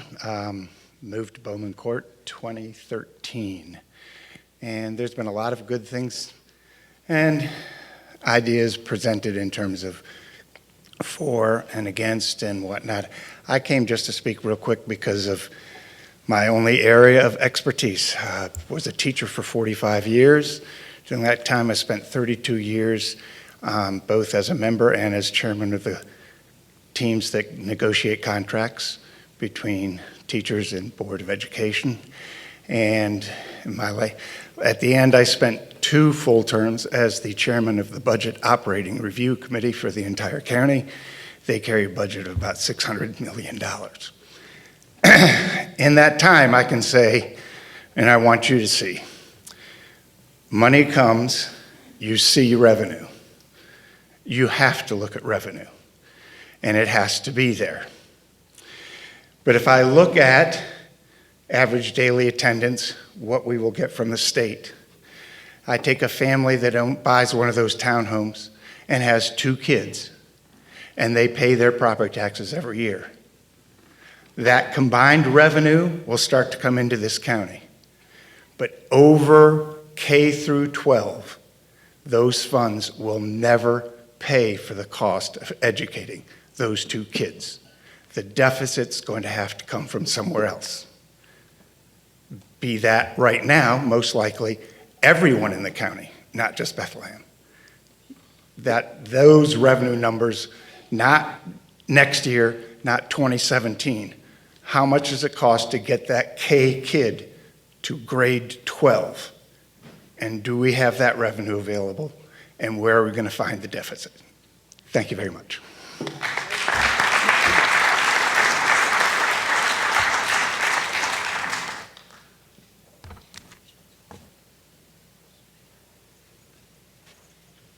Hey guys, it's doing. I'm Jordan Dawday. We're the only Dawdays in the county.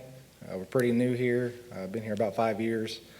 We live right around the corner. We're in Greenlee Circle, so it's not quite our backyard, but it's going to definitely affect us. We know that we've got 2 school-age girls, and last year they were seating 3 to a seat on school buses.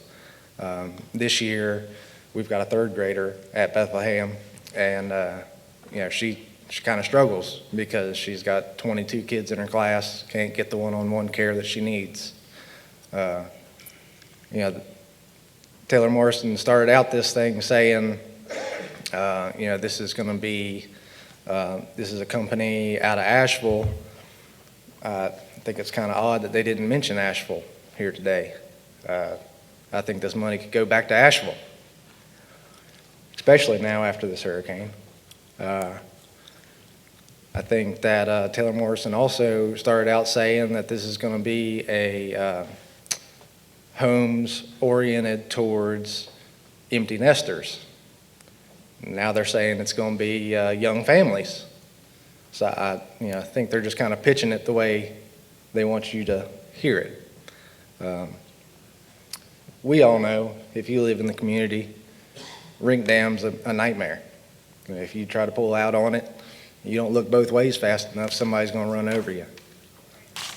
You put that threefold coming off of Bowman Court. I mean, it's a death wish waiting to happen. 127, same story. I mean, everybody knows it.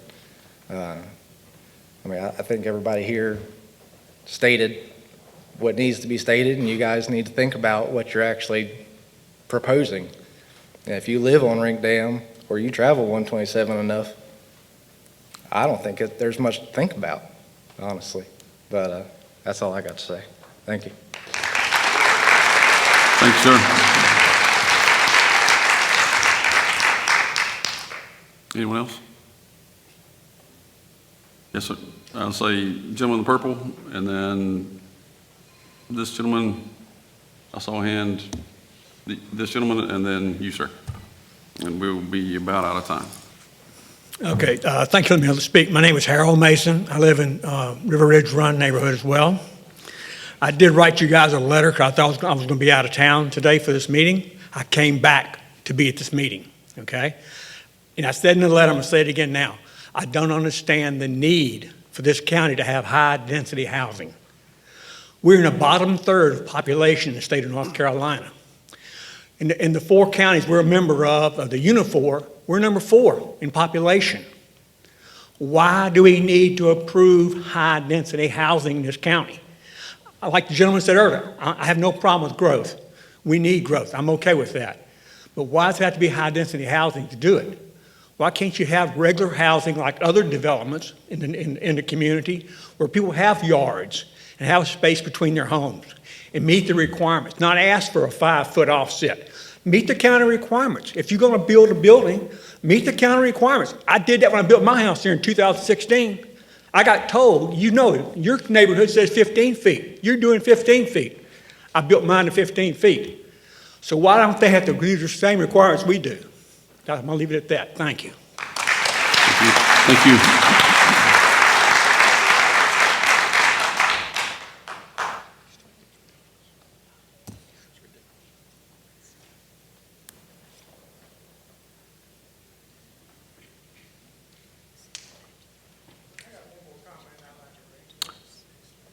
Who, I thought the next gentleman was approaching the podium. Yes, sir. And then we'll go over here, and gentlemen. Hey, Josh. My name's Mike Sloop, and everybody's talking here about how long they've lived here. Okay, I lived on Bowman Cutover Road till 2 years ago. My whole life, and I'm 73 years old. 2 years ago, my house burned down. So I bought the house. I bought the house on the corner at Bowman Court and Rink Dam Road, and spent quite a bit of money remodeling it, fixing it up. And I have drove by that piece of land right there ever since it's been sitting there for 30-some years, and nobody's done anything with it. And I just, I'm like the guy before. I don't understand why you have to put apartments on top of one another like that on that land. Why can't you make it just, I live on just a little bit of over a half acre on that lot. I mean, even if you went in there and put a house on 3/4 of an acre, a half acre, or 1 acre, instead of cramming all them apartments in there and kind of keep it like everybody else that's living in the community there, I think that's the best way to do this, We can't get out on Rink Dam Road as it is right now. And if you add that many more residents there, I don't know, I guess if you widen that road that at the intersection, I guess you'll just take my front yard and I'll end up with a sidewalk on my front porch, So I'm just saying, after 73 years of living around the community there, it just breaks my heart to watch all these apartments and things be shoved in there and ruin everybody else's chance of the way they live in the community. Okay? Thank you for letting me talk. Thank you. Oh, no, I'm sorry. I'm sorry, sir. I'm sorry. You're next. So, yeah. Go ahead, sir.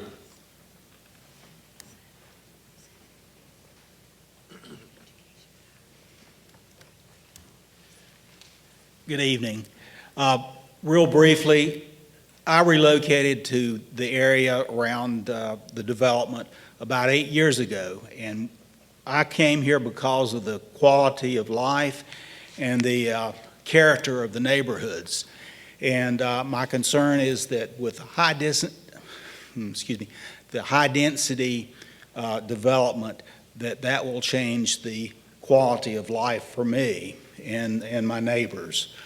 The other thing I would have concerns about are the environmental impact that developing 200 acres in that area will create with the 3 or 4 years to construct and build these houses. There's runoff, there's sewage issues and all, and I would definitely be concerned about that. And I would like to note that I have significantly, or have noticed significant numbers of deer, turkeys, hawks, and blue heron in the area, so it definitely will impact those. So anyway, my 2 cents. And thank you. And what was your name, sir? John Rhyne, R-H-Y-N-E. Thank you, sir.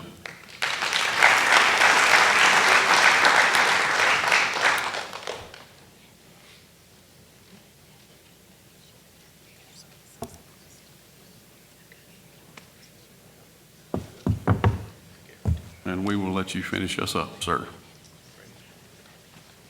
Thank y'all for letting me speak.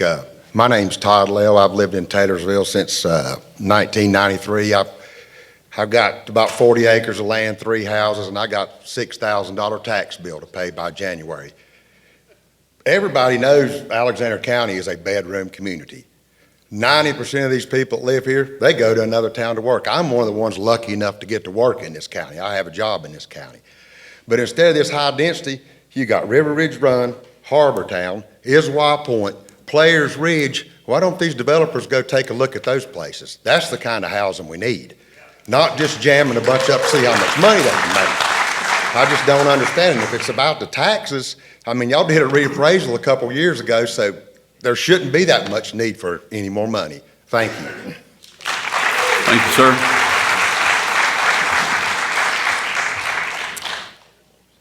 At this time, I would like to give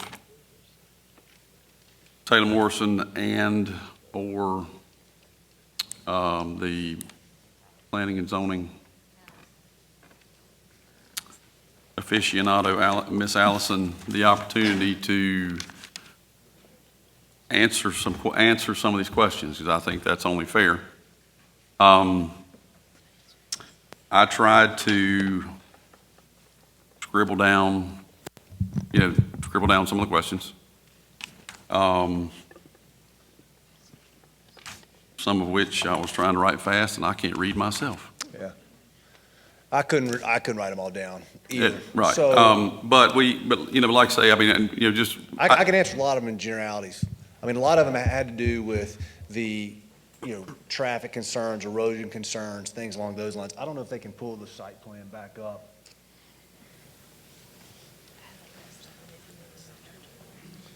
But it seemed like a lot of them had to do with, what's going to happen with the roads, what's going to happen with the erosion control, what's going to happen with the sewer, what's going to happen with the water.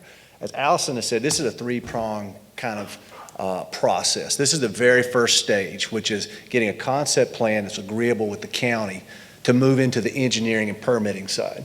When we get into the engineering and permitting side, then we're dealing with the professionals. We're dealing with NCDOT. There was a comment that we had not yet ordered the traffic improvement plan. That's correct. We have a scoping, but there's no sense in ordering it if we don't get initial approval on the concept. So same thing as it goes with the erosion control, things along those lines. So that is the next step once the concept plan is approved. DOT will take traffic calculations. They'll count the number of cars. They'll count the timing. When's the road the busiest? When's it not? Then they will tell us what we need to do to maintain the level of service on the road. When new development comes in, the rule with DOT is the road system shouldn't be any worse after you got there than it was before you got there. But if it's already bad, you don't make it better. You just don't make it any worse. That's the way the DOT process works. That's just how it goes. So, as far as the environmental stuff goes, as we were saying, even though we're not in the watershed, we're self-selecting to do, we're self-selecting to do the detention basins and such, because we do recognize the value of the lake, and we.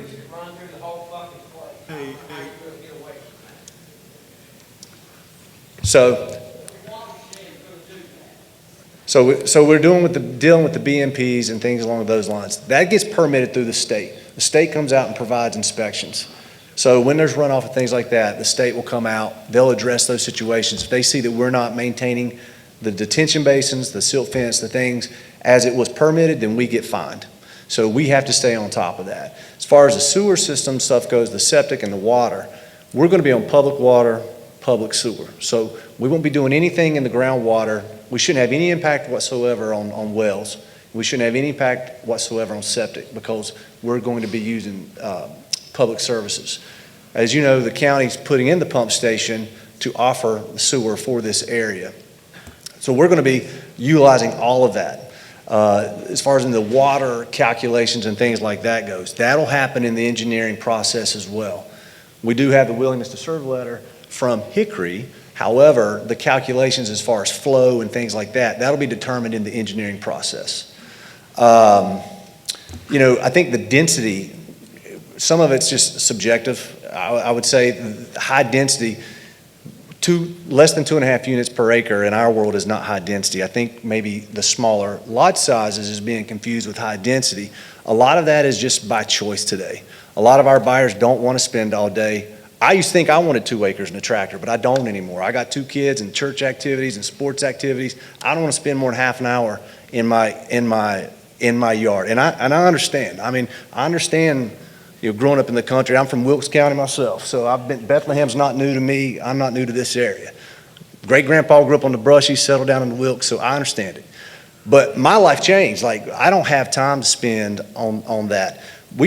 We're not saying that every house in Bethlehem ever built has to be like this. We think this one particular area with the lake access and things like that will be a good choice for the people that do want that. But we're not saying all of Bethlehem has to look like this. But we do think that our project works this way. We think we've designed around a lot of the environmental impacts. And again, we're not wanting to change all of Bethlehem's culture. We just like this property as a destination location. So I don't know, a lot of the comments were comments. There's no way to prove them right or wrong. I'm trying to talk about the engineering and the processes. If there's any questions that you have that you feel like I didn't answer or that are still outstanding, please let me know. If you're going to do the project and you're waiting on DOT to approve, do y'all start construction No. after the road's done or before? So the permitting comes. Yeah. So the way the permitting and stuff goes is we'd have to get a DOT permit. So when you have a traffic improvement plan, it's 495 homes planned here. That's probably somewhere between 5 and 7 years to build out. So that you don't do all the improvements. You do the improvements as the homes are being built. You don't build all the infrastructure from day one. You have triggers along the way. Does that answer your question? So there'll be some improvements at the beginning, but then as you move through the process, more improvements get added. I'll say, and let me just ask a couple things that people brought up.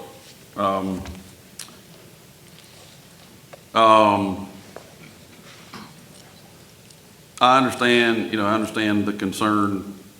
There was one person brought up that there were other neighborhoods, other places that, and I've seen examples of this as well, where property was, strip cleared, streets put in, 5 years later, 2/3 of it still, a bunch of streets with dirt/mud where houses are going to be eventually Could you go through? Yeah.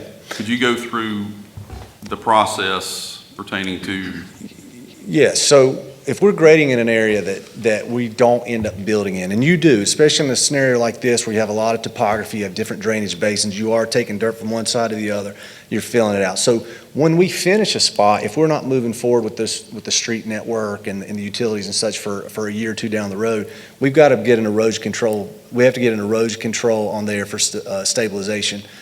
And the state comes and sends inspectors out. And we have to self-report as well. Like we have to, after every half inch of rain, at least once a week, we have a third-party person that comes and checks our erosion control.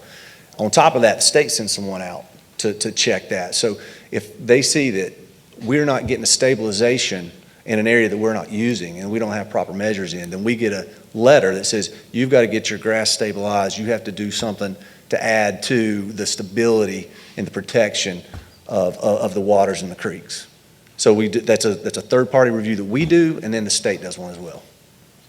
and if that's, and this is just from what I remember from you speaking before, if there are erosion issues that are, if there are erosion issues, We usually there have are largely, there are likely fines There- from If you don't, state. if you get an inspection report from the state and you don't fix it to their satisfaction, you get a monetary fine, yes. Okay.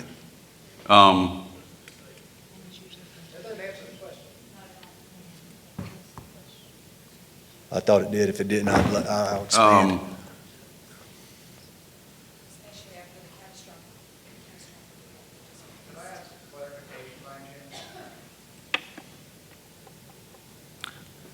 Clarification pertaining to what?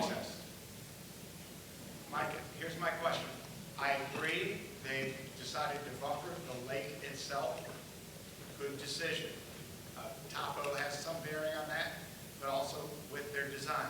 And yet he talks about lake access. What is the vision of what lake access will be? Is it going to be a 495-unit marina? No. What will that look like to provide access, because we're going to buffer the actual shoreline itself? Thank you. Let me answer. Yes, So we do not have plans for a large marina, no. There's a marina already on the other side of 127. Correct. So we're assuming that a lot of our buyers will utilize that. This area, there is a trail system that comes down through here. So that'll come down through there. That'll be kind of a pedestrian access. We might have some boat slips so that if you do have a boat in the marina and you want to come out, you can drop it off so that you can get to and from on the lake. But we do not plan for a large marina or anything along those lines. Thank you. Okay, next question that I had written down. One person asked about disturbance to existing homeowners, neighbors, and such. What is your, I mean, how do you combat that? My answer is honestly is probably not satisfactory. It's Alexander County has a noise ordinance from 7.6. We'll follow the noise ordinance. I mean, that's, probably not the answer you want to hear, but that's how we work in every other municipality is we follow the noise ordinance. And with, and this is just me asking a question to that, debris, trash, anything like that that will all be contained on the property. Yeah. We have trash containers that get emptied out. We have, porta-johns, all the things that are required by OSHA and building code we would have on site, and they would be regularly maintained. Okay.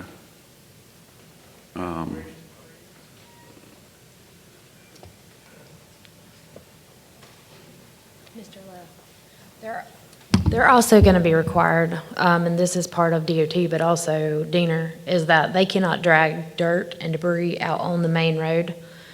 They will get fined, so they actually have to come through and clean the roads. But that's a requirement.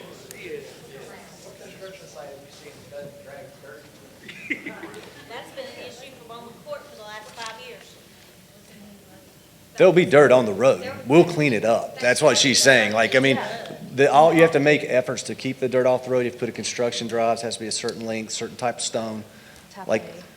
Certain type of stone. So I'm not going to sit here and tell you there won't be dirt on the roads occasionally, but we have to get it up. That's part of our requirement with the state. If we don't get it up, we can be fined. Can I say something? It's not Oh, John. dirt, it's mud. And the last time, when you supposedly fixed the road to go into that property, this county had to come and take the mud off of the road because you wouldn't do it. And don't say they didn't know it, because I called them personally myself in Asheville and said, would you please give me permission to block that road to keep every Tom, Dick, and Harry out of there because they're dragging mud out the road. And I was told 5 different times from this same man that he would send a bobcat down there and do it. Well, he didn't do it, the county had to do it. Not me. Taylor and Morrison, take your money to Asheville. Ma'am, I'll leave. That's fine. I'll take myself. Josh. Mr. Lowe. We need to be respectful in here. I agree.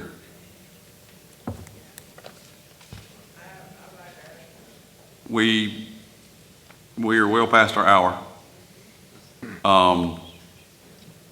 And, you know, we're trying to be respectful. We're trying to make sure that questions get answered.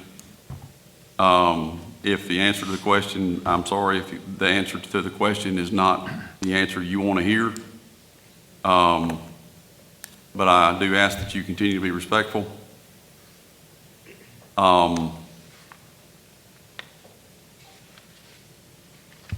You know, as to,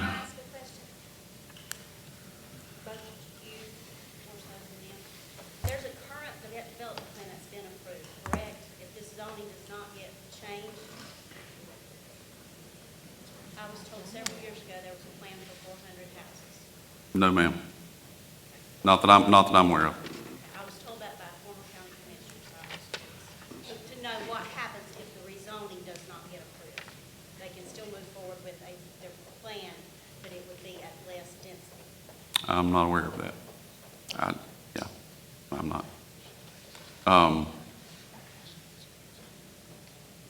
But just for general purposes and to make sure everybody that's listening on the radio, you know, we do this sometimes. People that are listening on the radio, people that are, you know, may watch this on YouTube tomorrow, or the very few people that might be watching it on our public TV channel on Spectrum. With any development project, and yeah, you're fine. With any development project, you know, they mentioned DENR. That is the Department of Environmental Resources or Department of Environmental and Natural Resources in Raleigh. And I know this, you know, and I know this from our building inspections office and planning office.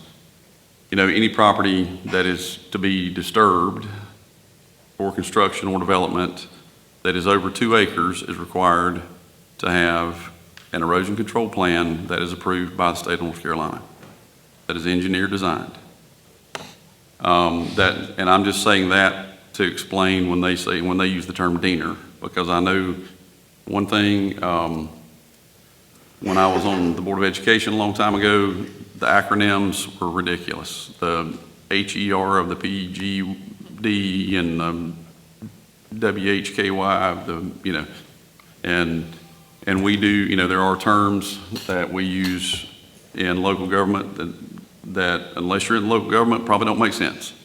And they didn't make sense to us day one either, because we didn't know what they were either.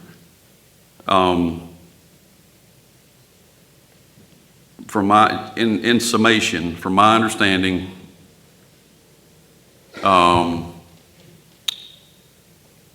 DOT has to do a study to make sure that the traffic is not worse than it is prior to, is what was stated.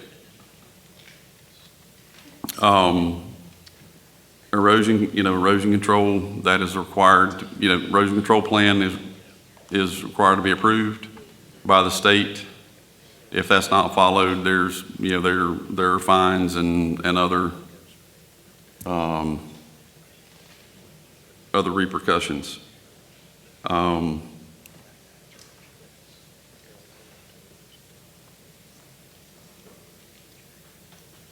One thing I did want to mention, one person mentioned the interbasin transfer or Charlotte wanting more water and said if we were aware of that. We are more than aware of that.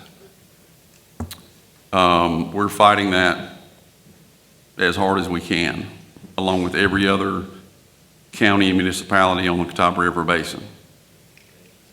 We have already kicked in our share of funding for attorneys to fight that. We have already issued,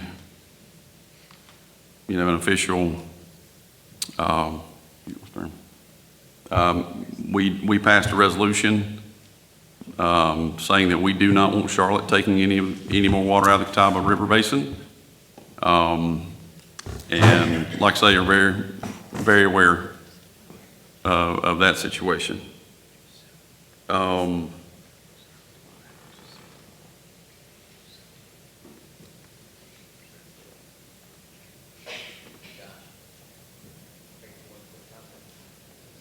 Well, you did have time deferred, and basically, and honestly, like I say, I'm trying to answer the questions that were asked, and I don't know that I don't know that I can. But I'm, we're trying to make sure that we get questions answered.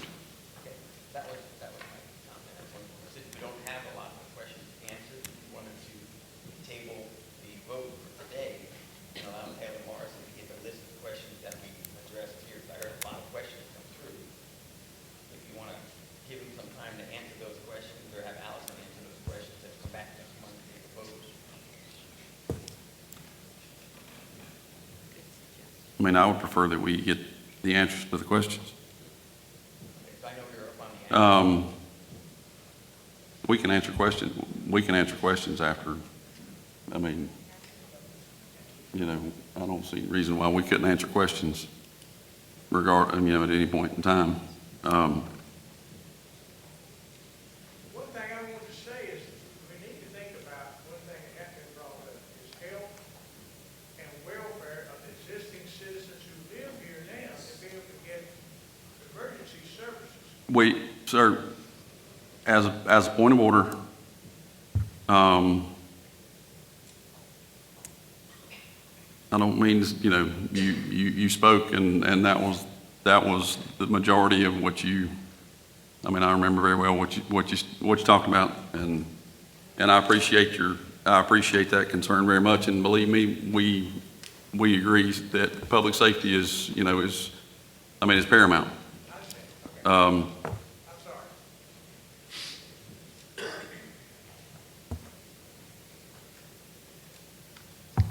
Another thing that I would bring up, question was brought up about,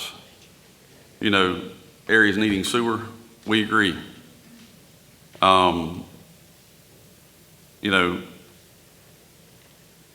Somehow money that comes from the state and or from the feds is always earmarked, and it can only be used for this or for that.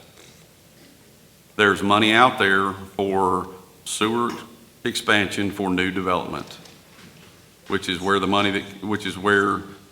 the sewer expansion that's happened in Bethlehem, that's where that money came from, was grant funding for new development.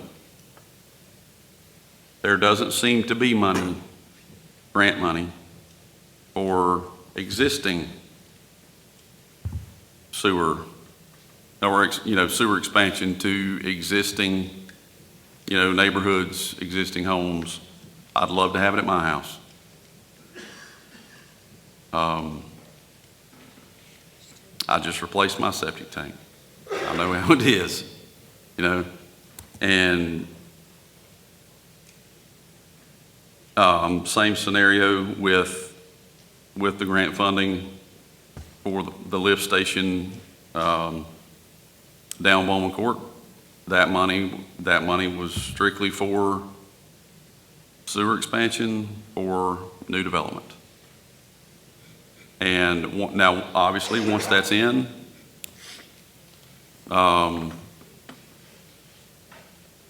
not saying, sewer is one of those things, and I'm not an expert. There could be a lift station right beside your house, but if it's up the hill,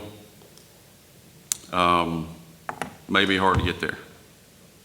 And so, we just have to look, once it's there, just have to kind of look at, or if it's there, we just have to look at that possibility.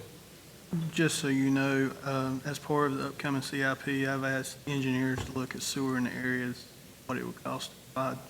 Where we don't have those numbers back, I don't want to make any promises. Okay. So our county manager just said that he has asked for CIP, which stands for?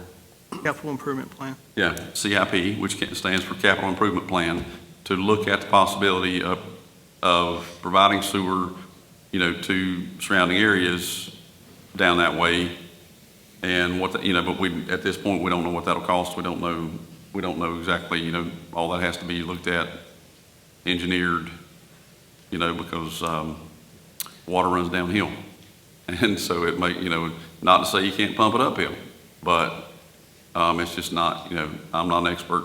I can't tell you exactly what has to be done, but county staff is actually already looking into that. Thank you.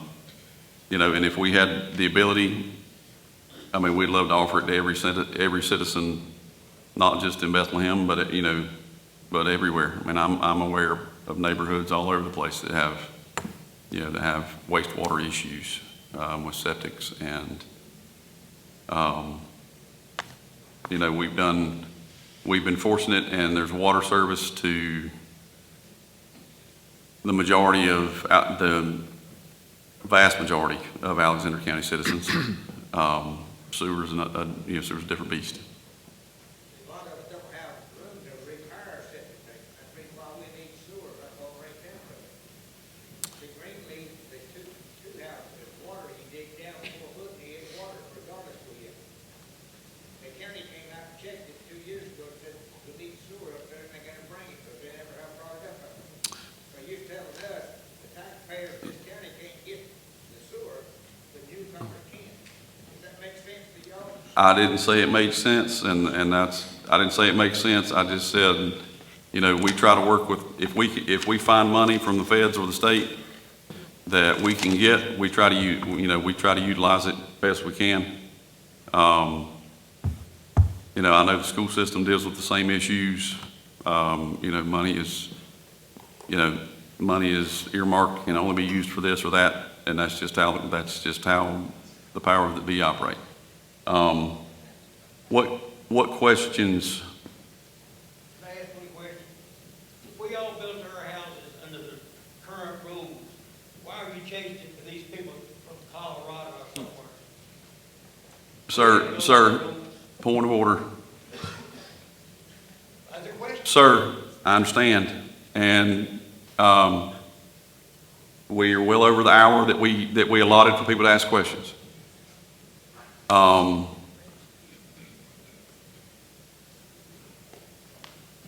not going to answer? I don't know that I can answer it. Then don't change the rules. Go under the rules we're under now. Don't pass it on to the next hearing. Yeah, you just want to change it for these people. Heck with the people who already live here. Sir, nothing was changed for these people. What are you supposed to be done? Sir, I appreciate your question, but we will be orderly. Some of the quick questions that I think you're writing down, we're doing it is the 5-foot setback with the current R1 zoning is 10 foot on the sides. Why do they feel that we just made those changes in May? Why do they feel we need to, or the county needs to give them permission to shorten the sides when everybody else has to go to 10? So we went from 15 to 10, half that. I think that was discussed, actually. I'm not, So, let me clarify, this just is, so that you understand what the code says, okay? So in typical R1 zoning, the 5-foot setbacks are not a thing, okay? The only time that you can have the 5-foot setbacks is in a plan unit development. And it specifically says in the plan unit development that that is permitted by right. It's not a condition, it's not anything special. The only condition that they have requested is for townhomes. And the townhomes, think of them in terms of, and I'm a Vanna White here, so everybody sees. So think of it as you have townhomes and they share walls, right? So if we have 4 townhomes and we have shared walls, so we have one big building with 4 townhomes, okay?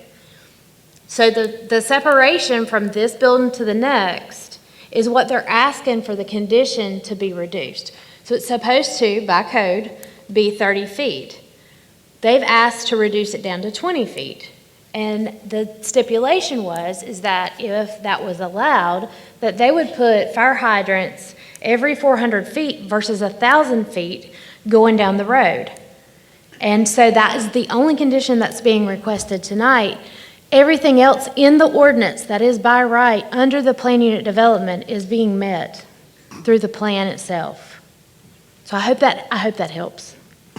One clarification. Sure. So that's the new LDC they just passed in May?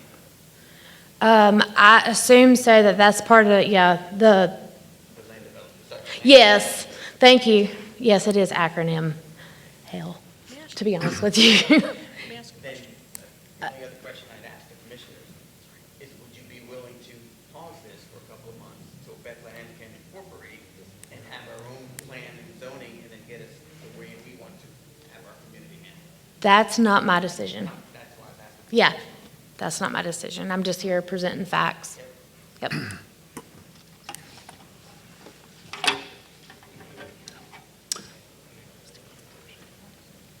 do I have a motion? Oh, One tiny question. Are we talking homes, apartments, townhomes? Are we talking all of it? What are we talking about?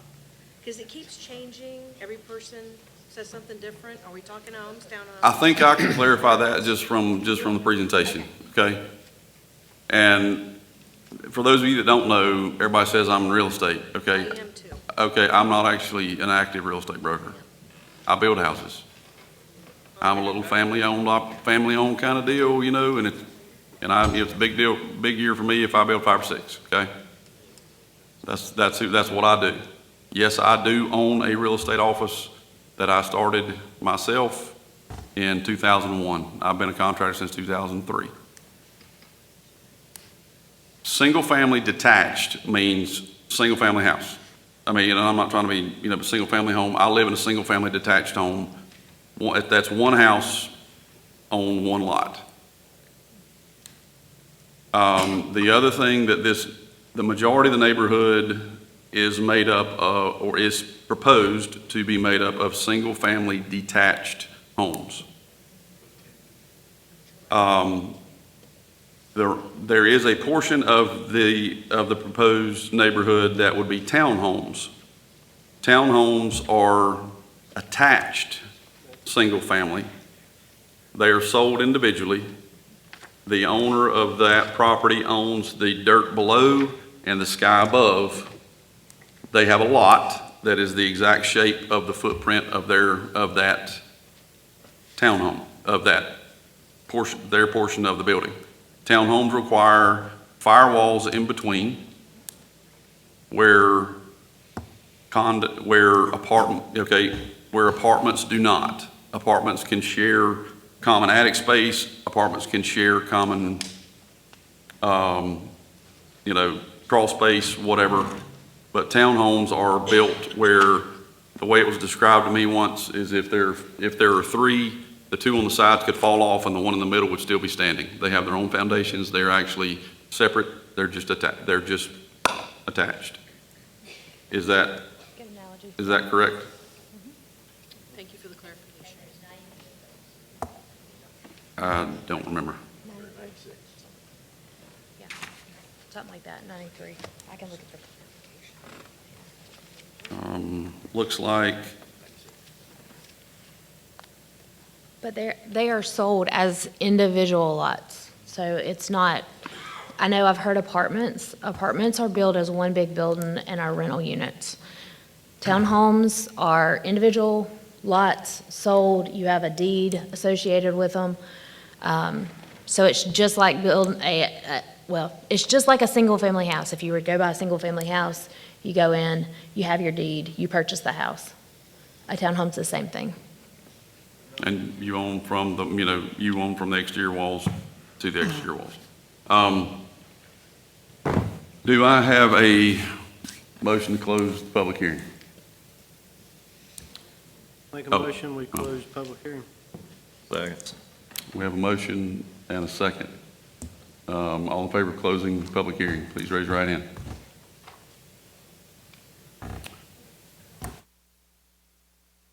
At this time,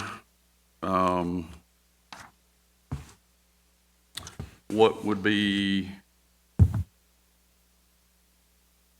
the pleasure of the board? Mr. Chairman, I make a motion to approve the MA 2406. And due to, on August 8, 2024, the planning board met, heard a request, recommended commissioners to approve. And also, the request is consistent with the following applicable recommendations found in Alexander County 2045 Comprehensive Plan and further supported in Bethlehem Small Area Plan. Also, I make the motion to approve from R1 to R1CD plan development, and it will be noted on the zoning map as PD 2024-01, with the condition that fire hydrants will be installed 400 feet. This request is reasonable to the county and its residents due to the following: provides access to homes with ledge yard maintenance, which is appealing to a variety of people, reduces the amount of public water and infrastructure, sewer, that county and therefore taxpayers must maintain, avoids disturbing sensitive environmental areas, which, while allowing the most suitable land to be developed for housing, this means less grading and tree removal. Stormwater devices are utilized to improve water quality and runoff. More population equals more jobs, housing, services, and an increase in economic vitality. I make that as a motion. Do we have a second? Mr. Chairman, I will second.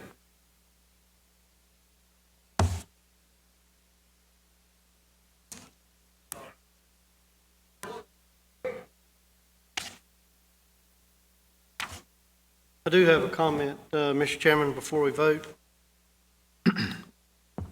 Question was asked, what's the build out of this? And the group answered 5 to 7 years, I believe is what they said.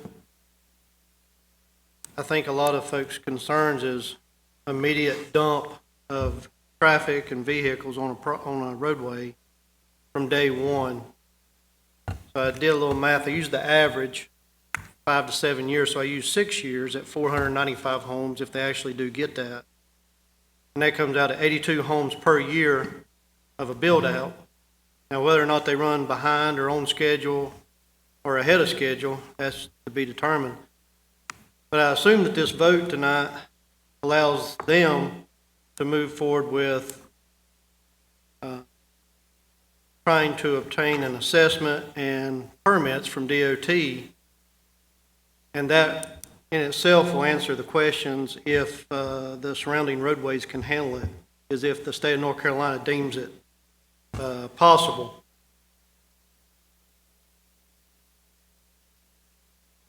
And then on the erosion, I think that was covered. And then the school system has made their comments and need for kids. I think that's all of my comments.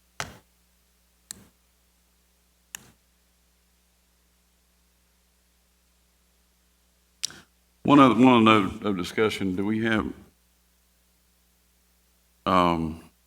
just to put this out there, the potential revenue numbers to Alexander County from a development of this size.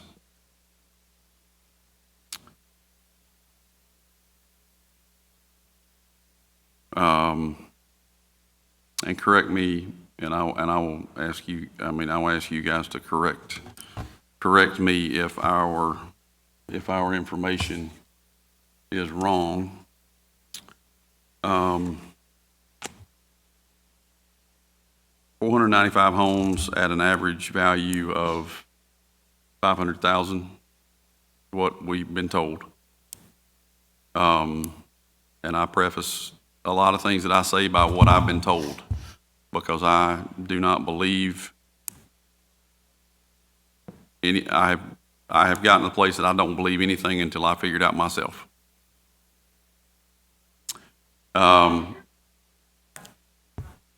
Order, please. In looking at what is the revenues generated, the potential revenue generated for Alexander County, if a neighborhood like this were to be built, property tax revenue should be just north of $1.6 million per year. Over 20 years, that's $32,175,000. Fire tax to Bethlehem Fire Department, $106,425 per year, $2.128 million over 20 years. Water revenue to the Alexander County water system, $237,600 per year. Over 20 years, that is $4.752 million. Project sales tax. This is based on an estimated $100,000 worth of materials being dropped on the ground in Alexander County per home. Because sales tax is based on where the goods change hands, not where the goods came from, not where they're paid for, where the goods change hands.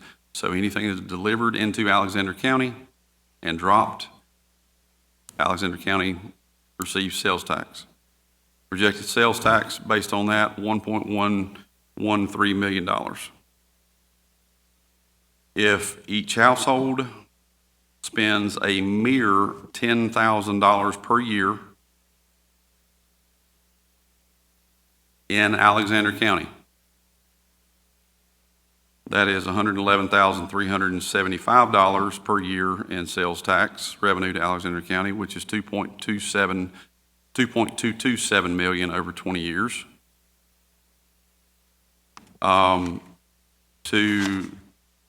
To give you the correct information pertaining to the school system, I have, because we consider all of these things. Bethlehem Elementary is built for 600 children. I heard someone say 5. It is 600. I have a letter from the superintendent of the school system verifying that. There are currently 420 students at Bethlehem Elementary, which means there is space for 180 more students at Bethlehem Elementary. West Alexander also has significant space. Alexander Central also has significant space. If you average one school-age child, okay, Bethlehem proper, and this is information this is research that I did, based on the number of students in Alexander County, the number of students at Bethlehem Elementary, and the number of households currently in the Bethlehem community. I had one email from a gentleman that said that there would be 700, and if I remember correctly, 715 more children to be added to Bethlehem Elementary, because that was figuring 1.5 per new household. Bethlehem currently has one school-age child per 4.8 households, which means 495 new homes, when you divide that by 4.8, would generate, if the average remains, which, using how Bethlehem's made up now, 103 new school-age children. That is kindergarten through 12th grade. That would mean roughly 51 to Bethlehem Elementary and 51 split between West Alexander and Alexander Central, which are each 3 grades per pupil. This information is from the superintendent of our school system. Per pupil, the state of North Carolina pays $8,536 per child to Alexander County Schools. If we increased our school system, the number of children in our school system by 103, that is $879,208 per year funding to Alexander County Schools.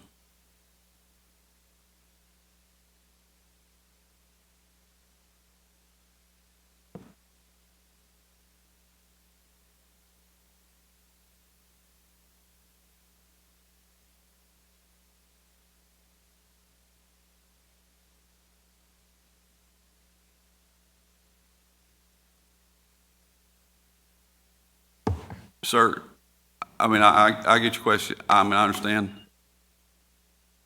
We don't get to determine who wants to come here and build what. There's this neat thing in the United States called capitalism. And, and we've had a lot of people say, well, why don't they do it in Taylorsville? Why don't they do it in so-and-so? If they wanted to, they'd be trying to. It's not up to us. I don't have, and I've said this before, and there's some people that are, sitting back there that don't necessarily believe this, but, we have nothing to do with this.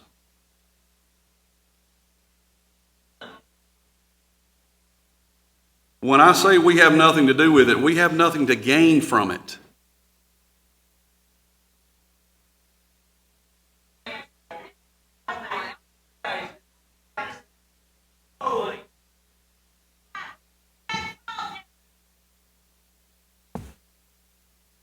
Mr. Chairman, let's vote. Mr. Chairman, let's vote and get this I'm done. good because, obviously, a lot of people can't be civil and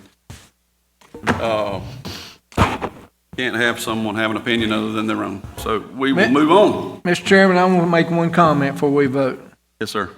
I was elected to this office to represent every citizen in this county to the best of my ability. And after I vote, that's what I'm doing. I'm trying to represent every citizen in this county at the best of my ability. And thank you.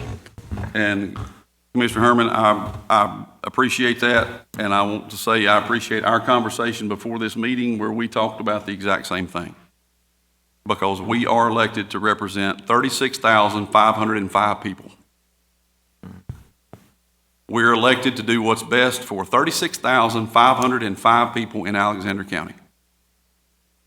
We are not elected by district. And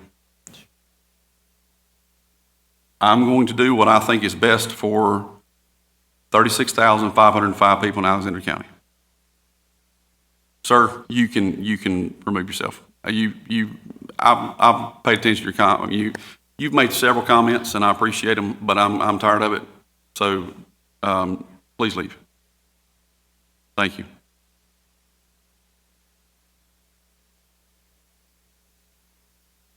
Sir, appreciate it.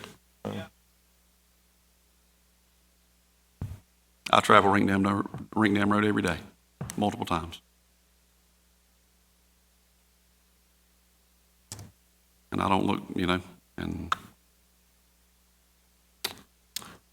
all right, at this time, we have a motion made by Commissioner Reese. Do we have a second? We have a second Commissioner Herman. by Commissioner Herman. Is there any further discussion amongst the board? If not, all in favor of the motion, please raise your right hand. Motion passes unanimously. At this time, we will take a 5-minute recess.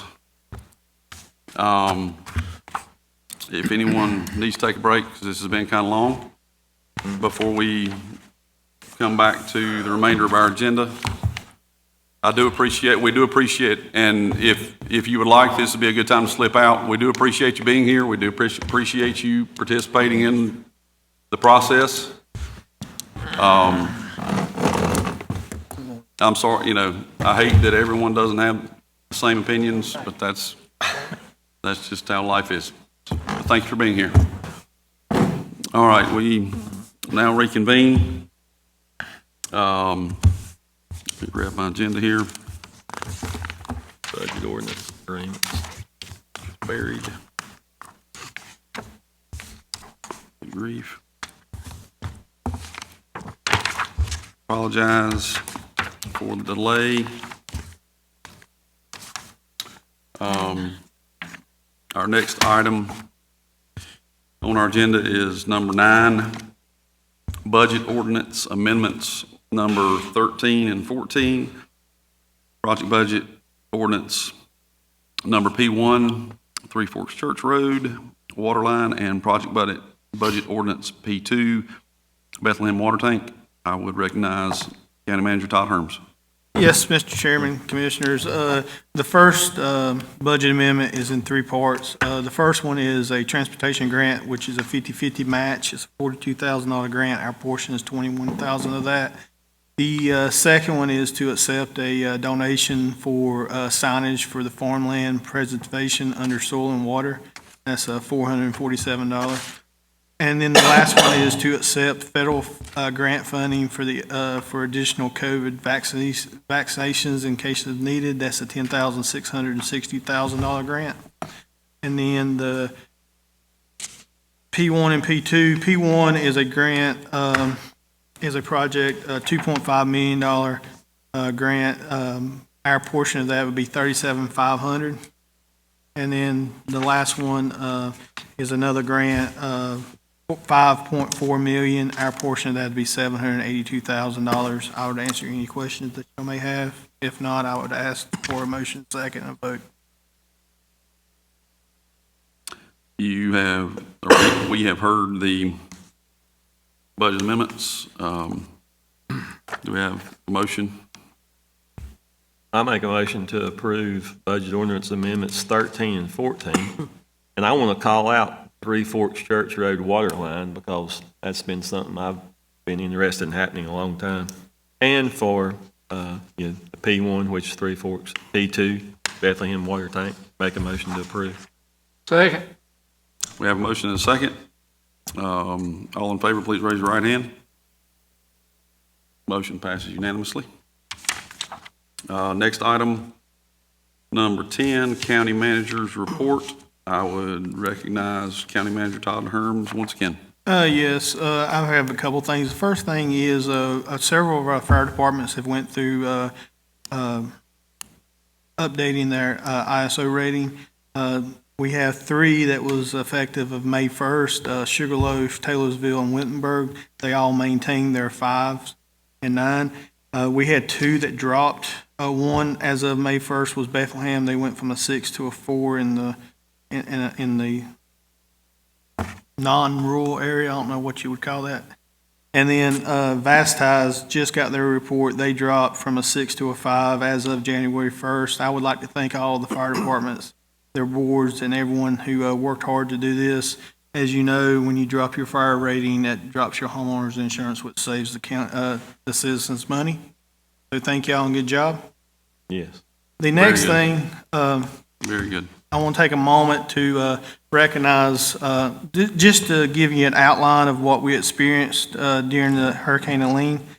At the height of the storm on Friday, September 27th, we had approximately 60% of all residents without power, without electricity. At the high point, we had 174 roadways compromised with downed trees or power lines. Now think about how many roads are in Alexander County, and 174 of them was closed at one time. I want to personally thank the sheriff. He was out putting out barricades because we were short-staffed. We had to evacuate homes along Catawba River below the Oxford Dam. We activated an emergency shelter at AC High School. I want to thank the school board and Dr. Griffin for assisting with that along with our staff. On Friday alone, in a 24-hour period, we handled over 2,300 calls for service. That is most likely a record.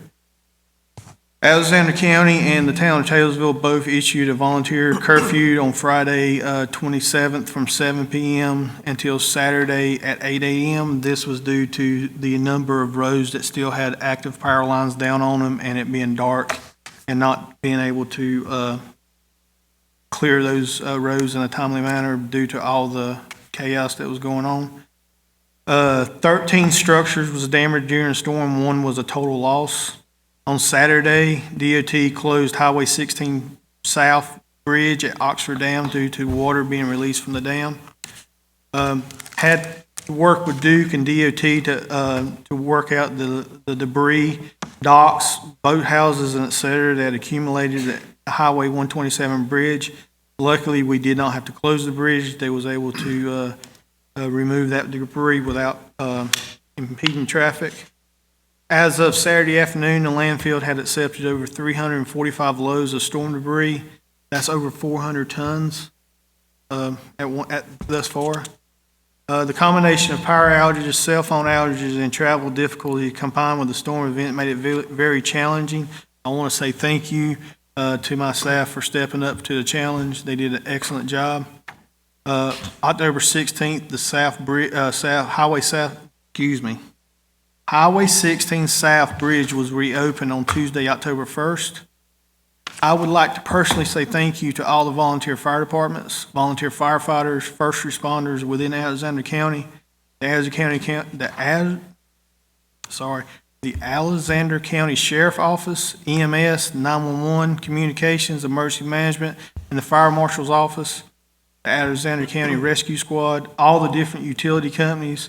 I don't know where all the linemen came from, but I personally saw a truck from New Hampshire and one from Vermont in our county during this time. DOT, which has worked nonstop during the storm, North Carolina Forestry Service, which also worked nonstop, the communications with the National Weather Service out of Greensville, Spartanburg, the North Carolina Emergency Management, and all the Alexander County citizens who stepped up to help their neighbors. And the most important thing that a lot of them did was stay off the roads, which helped us out a lot. We had a lot of roads closed, but mostly we was back to normal by Monday. That was a lot because crews could get in here, get to work, and clean stuff up. That would not have been possible if the roads was congested. As of this afternoon, we have provided assistance to the following with personnel equipments or other ways to Ashe County, Buncombe County, Yaxley County, Mitchell County, Henderson County, Rutherford County, and Madison County. That's not to mention all the area volunteer fire departments that also provided assistance throughout western North Carolina. We also have currently 10 public health employees who have volunteered to be on standby if needed by the state. If I missed anyone, I do apologize. It was a chaotic scene, but it was kind of calm in the chaos. Our emergency management people really did an excellent job. I was very impressed. For me to only be here, 6-7 weeks, us not have a great working relationship yet because we don't know each other. They came in together and everything that was through at them, they answered. And so I'm telling you, as the manager, I'm very impressed with our staff and our emergency services and our volunteer fire departments during this time. With that, Mr. Chairman, I am done with my county manager's report. Thank you, sir. Next item on the agenda is the consent agenda. Members of the board, you have had the opportunity to look over the information comprised in the consent agenda. Do we have a motion for approval? Make a motion to approve consent agenda as given. Second. We have a motion and a second. Is there any discussion? If not, all in favor, please raise your right hand. Motion passes unanimously. Next item on the agenda is adjournment. Do I have a motion to adjourn? So move. Second. We have a motion to adjourn and a second. All in favor, please stand up and go home. Yes. Glory. Thank you, everyone, for being here. We appreciate you.